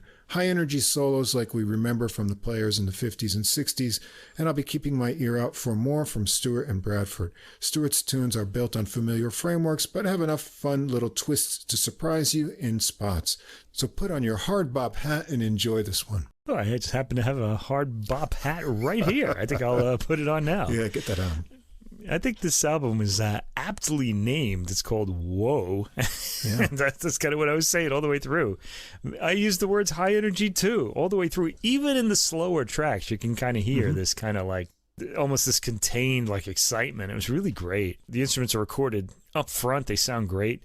Some thrilling playing, as we heard. You had some great samples there. It has the energy of old jazz recordings. Like you actually specified that a bit more than I did. You had the era. I like the way that the themes of a lot of these tracks consist of phrases that come to such satisfying, resolving ends. That's my like classical head going. Think about like Traveling, track 7. It has a nice kind of satisfying ending to the theme too. The handoffs between the trumpet and sax are neat throughout, well executed, and the compositions have warm, appealing themes. There's nothing not to like here. As I said, you could probably drop a needle on anywhere on this, and it'll sound great. It gets the blood pumping with its energy, kind of made me wish I was young again, and then I remember what's going on in the world, and I'm glad I'm 58. But it's a really happening album. Of course, my complaint is, as always, too short, but, it's a debut. What are you going to say? It was over before I knew it. That was the thing. I was really into it. Anyway, I realize it's self-released, but if there's any way to get this on a CD, I'd love to have it. So I'm just putting that out there just in case, maybe Santa Claus will reward me or something. Anyway, incredible production that really serves the playing, too. So. And remember, you heard it first on the Adult Music Podcast. That's right. All right, we're going to take a trip overseas. We're going to go to Italy. Oh, I love Italy. Drop down to the tenor saxophone for Mr. Claudio Giambruno's new recording, Overseas. There you go. That's the title, too. Via Veneto Jazz label. This came out September 22nd. Giambruno was born in Palermo, Sicily in 1982.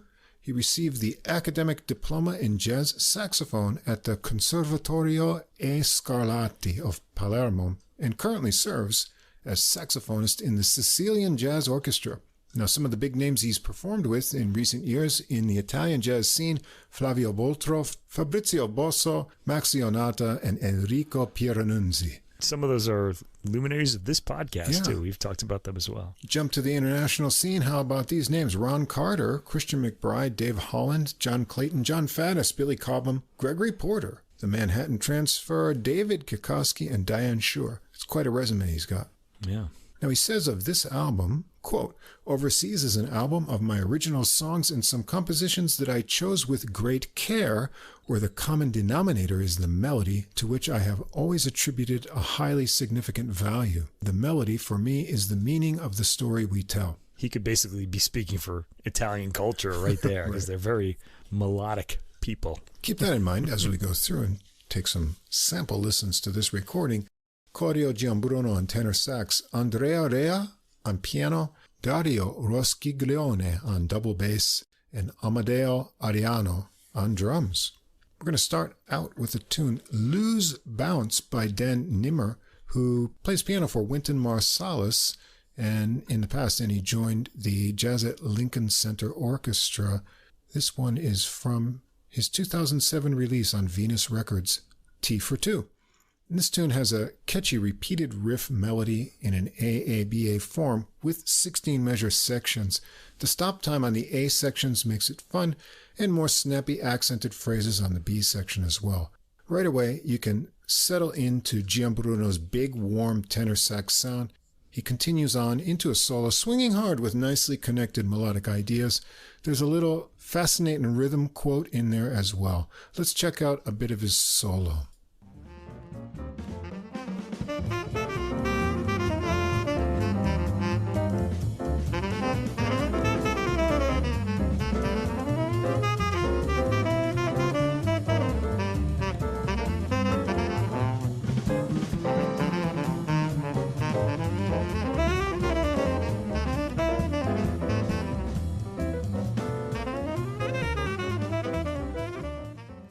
Really swinging away there. Rea's up next, and his solo has a mix of smooth lines, playful rhythmic figures, and exciting two-hand interaction. And Gianbruno and Rea trade eights for a round, with Ariano on the drums, featuring some exciting tom work before they wrap it up with another run through the melody, an energetic opener. Track 2 is one of Gianbruno's originals, First Time I Heard Hobie, a Brazilian beat, as expected with a title like that, more samba-like than bossa, with a good throbbing bass heartbeat. The rhythm section gives it an 8-measure intro, and Gianbruno's melody is flowing and has a longing quality to it. It's 32 measures, nice chord changes, with an attractive modulation midway, and a cool break on the next to last measure to set up his solo. Let's hear this one get started.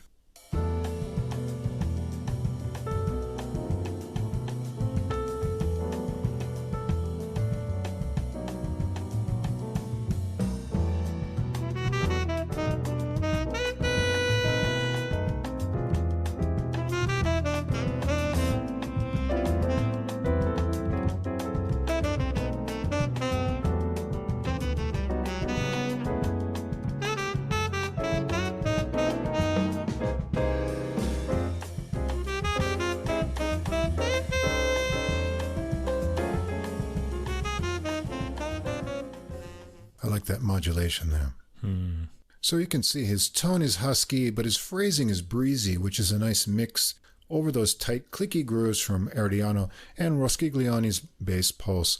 Nice rhythmic chords from Rea too, and Rea's solo is classy with attractive spaces between notes to start, working into smooth lines. Gianbruno returns to flow through the melody again with some final phrase repeats to a well-stated ending. Another one of Gianbruno's originals for track 3, Gauvy, G-O-U-V-Y. Rubato sax phrases to rippling piano and cymbal dances make an intro. Ariano gets a speedy beat going on the drums for 8 bars to set up Gianbruno to come in on the main melody. It's 32 measures, starting with a stop time section, getting swinging over walking bass, and ending over some more ominous syncopated chords. Gianbruno continues on with a hard swinging solo, nice spaces at the end of phrases to digest what you've just heard. And on this one, Rea has a particularly energetic piano solo, so let's hear some of his piano playing.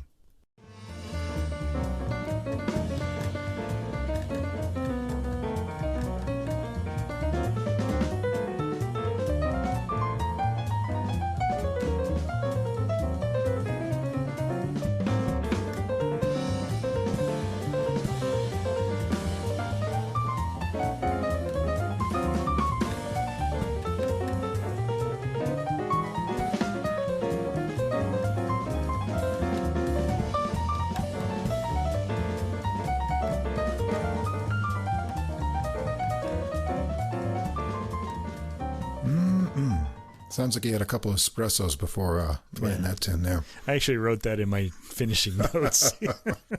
So Roskiglione gets a rhythmic bass solo with a big fat tone after that, and then Gianbruno returns with some of the melody ideas we heard after the stop time earlier, and a new, more syncopated final section to finish it up. Nice transformations in this tune.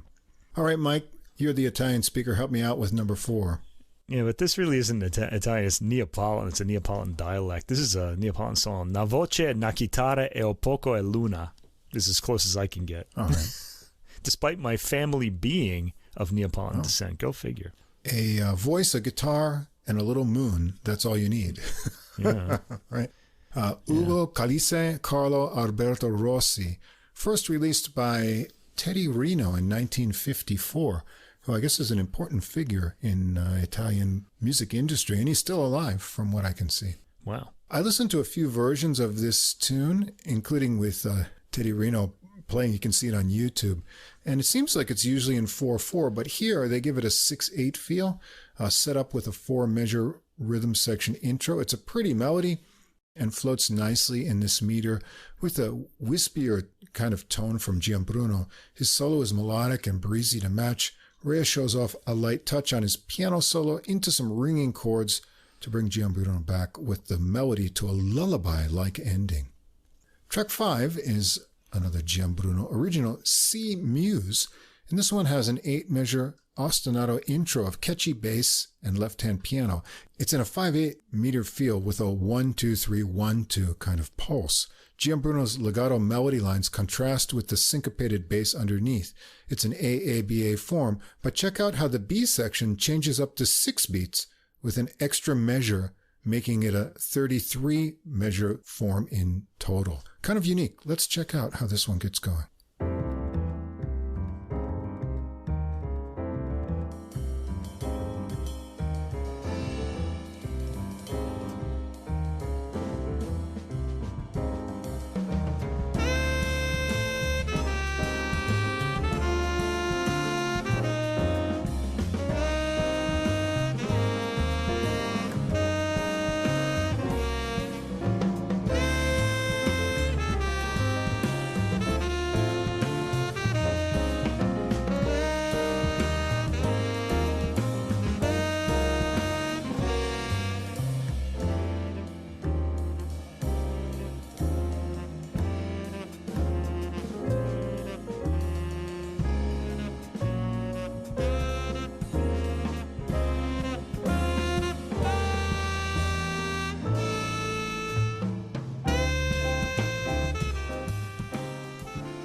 Yeah, very nice. Switched from 5 to 6, and then that extra measure in the B section lifts it back into the A section. It's a pretty melody, too. How about that? Very you can nice. get like really pretty melodies in 5. Well, from there, Gianbruno and Rea trade solos over a couple sections of the A melody. They bring back the 6-beat B melody section into one more A melody section, and then Gianbruno gets to improvise some more over the A pattern before they lighten it up to a sparse ending. A nice sounding tune with some different meter change-ups and structure. Track 6, You Make Me Feel Brand New. Ooh, Stylistics. The Stylistics, I remember them. 1973, yeah. The tune's written by Linda Creed and Tom Bell, who was an important writer for that Philadelphia soul sound in the 70s. And he wrote songs and was a producer for Delphonics, Stylistics, and the Spinners, all names we grew up with. Right, yeah. All in Atlantic, too, I think. At least I think so. I'm not sure, but I know that Spinners were. Well, Gianbruno and Rea give it a rubato start with a big, warm sax tone over piano. It kicks into tempo with a soft but punchy R&B groove from Ariano. Rea's chords and piano touches are great, and he gets an understated and pretty solo on this one. Let's check out that piano solo.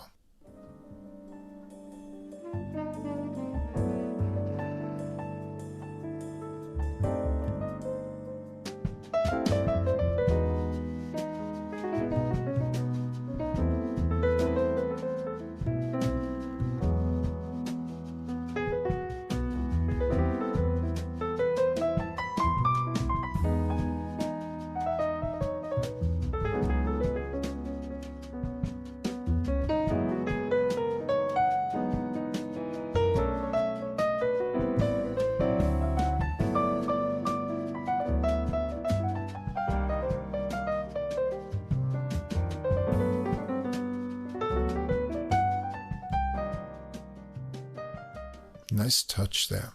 Well, Bruno's solo keeps it breezy and smooth, connecting back to the melody and a nice soft ending. Track 7, Thinkin' Before Swingin'. Another one of Bruno's original. There's an 8-measure intro setting the mood with repeated dominant chords and a clicky groove. Bruno comes in with the bluesy melody phrases. It's got an interesting construction. Sticking on the 1 chord for 8 measures, it goes to the 4 chord and then back in the next section, and the final section gets more movement and an extra 2 bars, bringing it to 26 measures. They go around it again, and then Roskiglione is up for a bluesy bass solo. It's a really cool one, and we haven't heard from him yet, so let's check out some of this bass solo.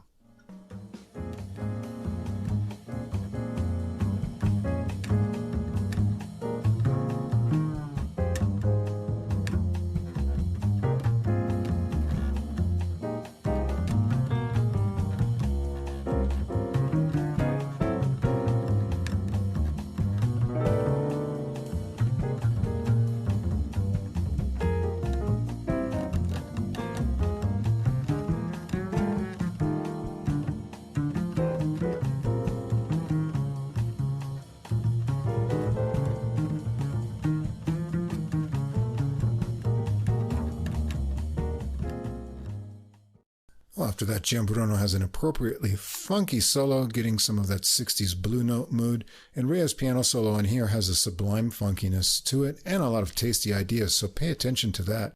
They go through the tune again and vamp out a bit for some final playful sax and piano exchanges and a light ending. Track 8, a Vince Guaraldi tune, Ginza Samba, which was originally titled Ginza and first recorded on the Modern Music from San Francisco release in 1956 that had 3 jazz groups that were relatively unknown at that time. And then you can find the updated title with a new version from All Sides, a collaboration between Guaraldi and guitarist Bolasete, released in 1965. Rhea starts it with rhythmic chords, and Roskiglione gets a throbbing samba bass going for Bruno, who blows the butterfly like pseudo-oriental melody lines with light agility. It's an AABA form with 16-measure sections, and it switches up to a driving swing on the B section. Bruno has an energetic solo over the shifting grooves. Ray is charged up too on his solo before they get back to the melody. Roskiglione is really digging in on the swing sections. Listen to those strings vibrate on the bass. And track 9, Pure Imagination, Leslie Bricusse, Anthony Newley. It's a song from the 1971 film Willy Wonka and the Chocolate Factory, and it was written by these 2 British composers and sung by Gene Wilder. You probably saw that when you were a kid, like me, didn't you? I did. I think I saw it pretty recently as well, just a few years ago. But I did see it originally as a kid on TV. And this one's just a short and sweet ballad treatment as a duo for Bruno and Roskiglione, warm and melodic at just over 2 minutes. And that wraps up the recording. As advertised by Bruno, melody is the key to this collection of tunes. Interesting choices to cover, and they go with his originals to make a balanced program. There are a variety of grooves from swing, Latin, R&B, and funky, the final soft ballad as well. Exciting, but melodic soloing from Bruno. His sound is enjoyable, sometimes full and authoritative, but lighter when the mood calls for it. Very classy piano playing and solos from Rhea. It all goes down really smoothly, but there are some tricky meter changes and unique composition points to focus on if you pay attention. An enjoyable recording all the way around. Yeah, I like the warm tone that Bruno got from his sax. He is a very melodic player, as he said. You can really hear his tone in the last track, Pure Imagination, the Willy Wonka tune. It's sparsely arranged here with just sax and bass. There's something really inviting about his playing and the ensemble. What it is, I guess, is the melodicism. But it sounds like they're having fun all the way through. The album has great energy throughout, and he also, unsurprisingly, has a way with melody, as we said. I liked how much beauty and feeling he squeezed out of You Make Me Feel Brand New, this very familiar tune from our childhoods. It's mostly an upbeat album with a few slower tracks. All of them had such positive energy that I wanted to hear more. It's also a fairly short album. But it's enough. I enjoyed this. Yeah. So we've yet to be disappointed with Italian jazz just because Italians are so musical. They are musical people. Yeah. Especially they got their melody back, really, after the 20th century. Yeah, it's great stuff. All right, and our final recording, one that we've both been looking forward to, and it came out, so I decided we'd get it in an episode right away, and we go down to the bottom of that sax pyramid. The great trombonist Michael Dees and his new recording on Posi-Tone Records, Swing Low, just came out September 29th. Michael Dees from Augusta, Georgia, came to New York City in 2001 to become part of the first class of jazz students at the Juilliard Music School. He got both his bachelor's and master's degrees there, and now he's one of the top trombonists in the world with amazing chops and great musical ideas. We've heard him a number of times on the podcast, on Posi-Tone recordings, also on Origin label. However, what I didn't know until recently was before choosing the trombone at age 17, he played the saxophone and trumpet. Now, we have heard him on Barry Sax before, and the last time being a blistering Barry battle with Clark Gibson on a tune called Boptude on Gibson's Counterclock. That was back in episode 121, A Transmusical Experience. And now he's making his all Barry Sax debut. So Michael Dees on baritone saxophone on this recording. Ingrid Jensen, the Canadian trumpet player. Alton Senkalar takes over trombone duties on 3 tracks of this recording. And we've got that great Posi-Tone rhythm section. Art Hirohata piano, Boris Kozlov bass, and Rudy Royston on drums. As always, Mark Free, the producer, and Nick O'Toole, the engineer, putting out all these great Posi-Tone recordings. This was recorded back in February of this year at Acoustic Recording, Brooklyn, New York. Interesting program of tunes. We're going to have a kind of a sandwich with standard bread here, starting out with Dancing in the Dark, Arthur Schwartz tune from the 1931 Broadway revue, The Bandwagon. It's a 32-measure melody. Royston rolls it in, and Dees takes the first half, passing it off to Jensen for the second half and adding some little fills on the Barry. It's got a halftime feel kind of in the melody, with Royston's hi-hat and Kozlov's half-note bass, but it's chugging with walking bass as Dees breaks into his solo. That fierce Barry battle with Gibson was still stuck in my mind as an impression, but here we're getting a new softer side of Dees's Barry, more like Jerry Mulligan, melodic and breezy. Jensen follows, starting with low flutters and a warm tone. Sounds more like flugelhorn tone to me. I liked her relaxed phrasing and melodic connection here. Dees is back for some solo trading sections with Jensen, working up to playing together, and they get into more fluttery playfulness. They keep that playful spirit, starting to work at the melody, but then improvising together while the rhythm section leaves them to it to finish it on their own. Track 2 is a Dees original, Don't Look Back. Kind of a maiden voyage type groove to start this one out with Hirohata's piano chords on a little intro. Royston has a light, even Latin beat.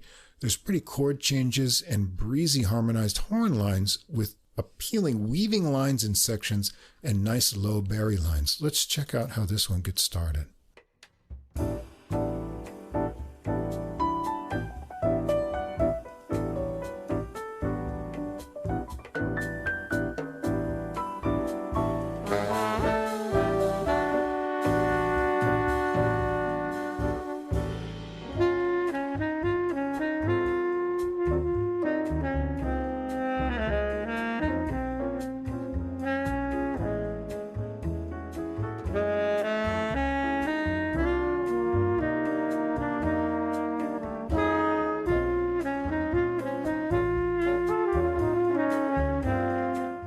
The main melody seems about 26 measures, and then the horns sync up more lines and rhythmic syncopated figures over piano improvisations from Hirohata and toms from Royston. Dees solos first, sounding really fluid with a really sweet tone in the higher register, so let's fast forward a bit and hear some of that.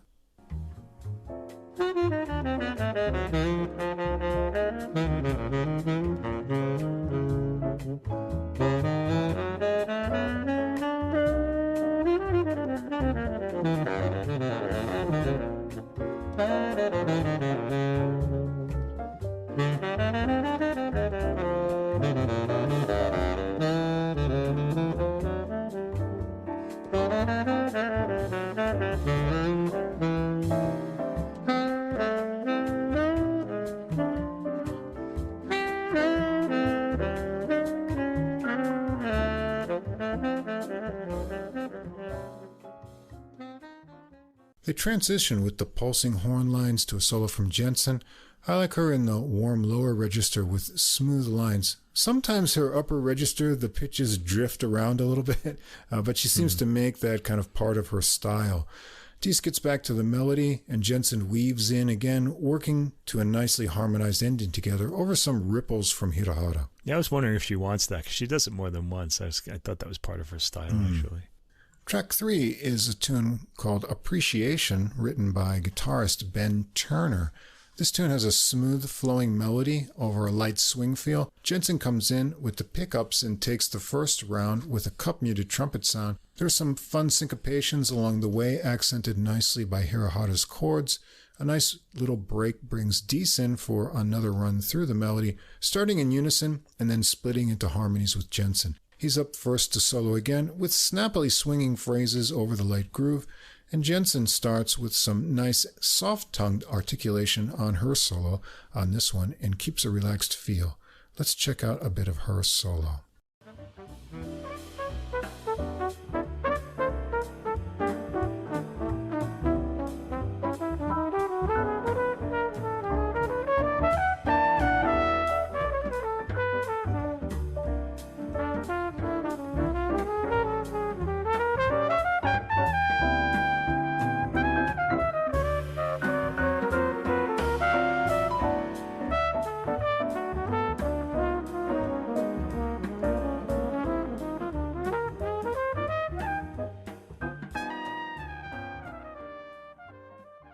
Kozlov gets a bass solo next, backed with cute harmonized horn figures, and after that little break, Dees and Jensen work through the melody into a piano solo for Hirahara with some bouncy ideas and ringing chords.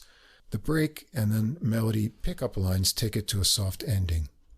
Track 4, Phoebe's Revenge, Michael Dees' original tune. They turn up the bop a bit for this one. The melody has fun tumbling hornline phrases in an 8-measure section over one-note bass snap, and then a 4-measure section with more descending figures over walking bass. We hear that again, and 8 plus 4 equals 12. So when Dees gets soloing, it's 12-bar blues. He gets to dig in a bit harder on the bari sound. Let's hear how this tune gets started and his solo gets going.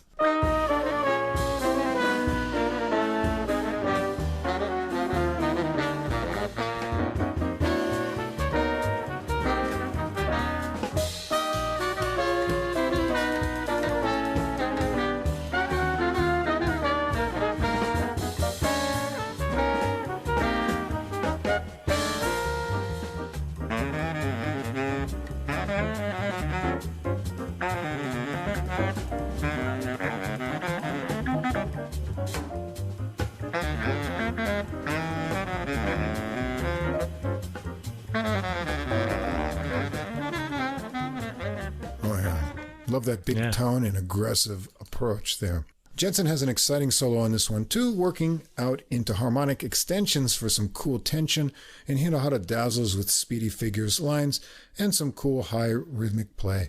The horns get to punctuate some staccato lines for Royston to have fun on a busy and tight drum solo, coming back with the stabs into a couple times through the melody, and a high squeal from Jensen to finish it. Track 5, Just Waiting, is a tune by Melba Liston, who was a trombonist, arranger, and composer. Other than those playing in all-female bands, she was the first woman trombonist to play in big bands in the 40s and into the 60s. She became better known as an arranger, and she did work with Randy Weston and also Dizzy Gillespie, Billie Holiday, Count Basie as well. This one's a slow ballad, and Hirahara shines on the 8-measure intro under legato horn lines with classy piano playing. So we should check that out to see how it gets going in here. That piano sound we really like a lot.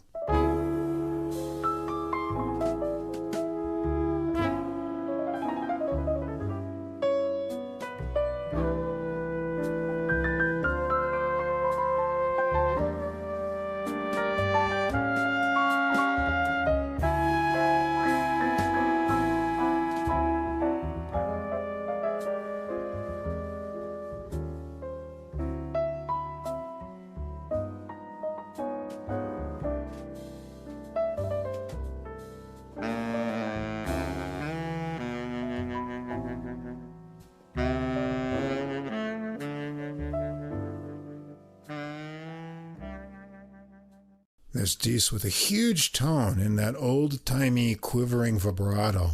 It's a pretty 24-measure melody on this tune.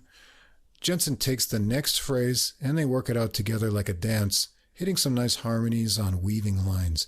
Dies solos first, working with smooth ease up high and low on the horn, all with relaxed phrasing, and Jensen has a smooth one too, sometimes darting into the upper register with fluffy descending lines. Hirahara gets 8 measures to shine before the horns flow back with the melody. There's a great ascending harmonized horn line to a pause before the final rubato end. Very tasty. 6. Melancholia by Bill Cunliffe, a pianist we really like. This is from his 1998 recording Bill Plays Bud on Naxos jazz label. Jensen has the harmon mute in for this one, working the moody melody with Dies, a nice relaxed groove. I'd really love to see the written chart for this one because it's got a really tricky meter switch up in there. It starts with a 2-beat measure into an 8-measure section, but it sounds like the 7th measure is in 2/4 to me. And then there's sections of 6, 4, and 8 measure kind of phrases before it repeats without the last section again. Hirahara has some nice fills going underneath. Jensen solos first, getting some mute mystery and nice double-time lines. And Dies is smooth and speedy on this one with some satisfyingly low register plunges and fun articulation. They go through the melody sections again with more piano from Hirahara to enjoy underneath to some final phrase repeats. Track 7, Galapagos, a tune by Renee Rosnes. This is from her 2016 Written in the Rocks recording on Smoke Session Records. And Alton Senkolar joins in on the trombone here and gives us some primordial cries over the rhythm section's open landscape until Hirahara gets an ostinato figure going that's joined by Kozlov. The horns get a rhythmic riff of their own, and things evolve quickly into modal changes and some speedy lines. We've got to check out the beginning of this tune.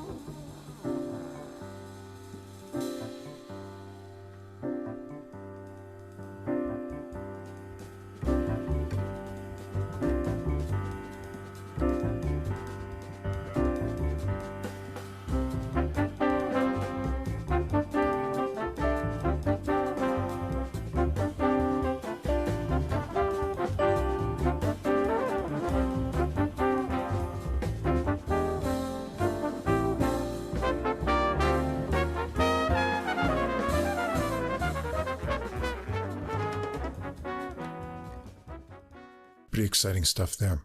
Hirahara's on deck for an exciting rhythmic solo, and Jensen follows, matching that animated mood. They let Dies fly freely over just Royston's drums to roam as he pleases, and Royston continues on soloing, starting softly and then working it up to the return of the ostinato into the horn lines to the rising line climax that we heard before the solo, and that wraps it up. Track 8's called New Blues. It's a Dies original. Royston beats it into an 8-measure intro of some harmonically jarring piano from Hirahara. Dies comes in with the first section of the 32-measure melody. Jensen and Senkolar join in with backing from the 9th measure. The heavy loping groove switches up to more of a swing with a nice horn arrangement midway through with Barry and Bone under longer trumpet lines. Dies is up first for a solo with a sense of harmonic exploration and drive, and Senkolar has a muscular trombone solo with some flights up high and powerful rhythmic phrases. Jensen's fluttery with edgy harmonic choices, and Hirahara gets to ring out a solo under a horn arrangement back into the melody from the horns. A cool final dark groove of a vamp finishes the tune up. Track 9, Up High, Down Low. It's a tune by Virginia McDonald, a clarinetist, who we heard together with Dies on The Other Shoe, the music of Greg Hill recording that we liked a lot on Origin Records. Jensen and Dies trade off 2-measure phrases on the ballady beginning of the tune and work into some harmonized and then unison rhythmic licks as a groove is born beneath in the rhythm section. The pulse dissipates for Dies to start a solo over bass figures from Kozlov and light decorations from Royston and chords from Hirahara. Dees works up intensity as the groove forms again, and Hirahara gets to add piano ideas under horn riffs.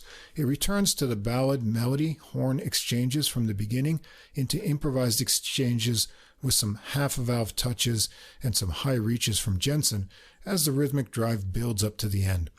I like how this tune swells up, drives ahead, and then resets itself several times. You really need a rhythm section with the experience of playing together as much as these guys do to pull that off successfully. Track 10, Julian's tune. Julian Priester, that is, jazz trombonist. This is from his 1960 recording, Keep Swingin', on Riverside Records. It's time for some boppy fun here with a feature for the interaction of Dees and Senkalar. Jensen sits this one out. Dees starts it out solo with an 8-measure intro, and then Senkalar joins in for the 32-measure melody. And what a great tight arrangement it is. Things switch up to a Latin groove for Senkalar to get soloing, and it's a lot of fun. Let's hear this melody, and Senkalar gets started on his solo.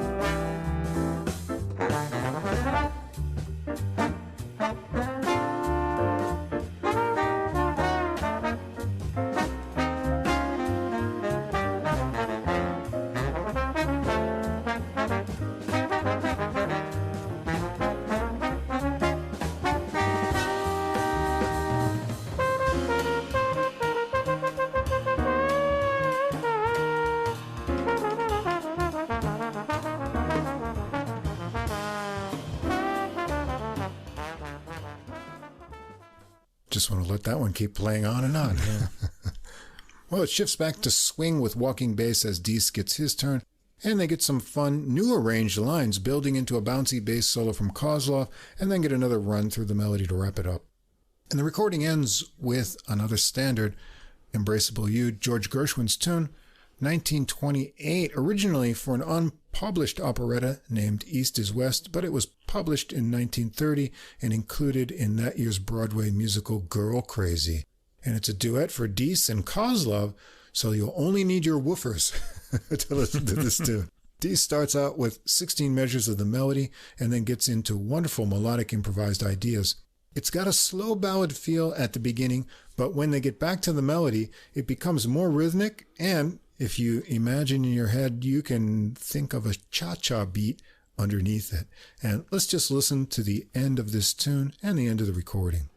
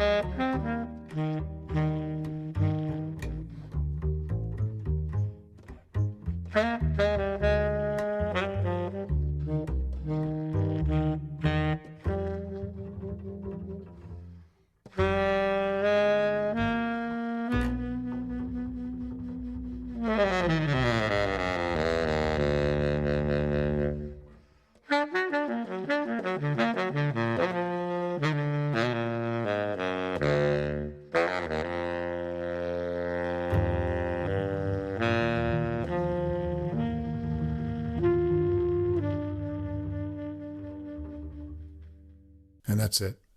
Well, yeah. Dees has really done it. He's worked out a mature personality on Barry that includes more flowing mulligan-like cool phrases, sometimes an old Harry Carney-like vibrato that's atmospheric, and also an exciting and digging-in aggression that we like in his trombone playing. Cool original compositions, as usual, and an interesting and varied program of covers of other jazz musicians' tunes, sandwiched by a couple of standards. It's a generous program with more than an hour of music, The interplay, harmonized horn lines, and weaving phrases with Jensen's trumpet is charming, and it's all over our favorite rhythm section of Hirohara, Kozlov, and Royston. What will Michael Deese try next? Who knows? Who knows?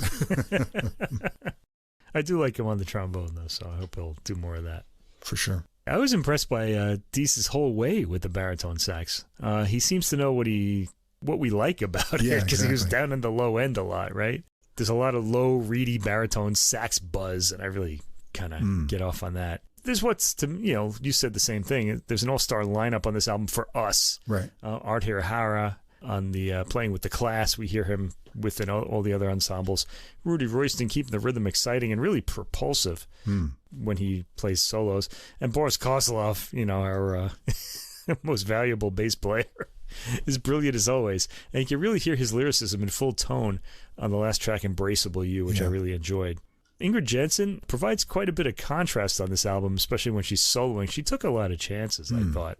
I liked her best, I think, when she was in duet with Deese, because I thought they sounded really good together, like you had said. It's great to hear Deese on the bari sax, and I was just really surprised and intrigued by this. I liked it. Yeah, he's master of two of the coolest instruments around, so. Yeah, that must make him like the coolest guy out there. King of the low end, yeah. All right.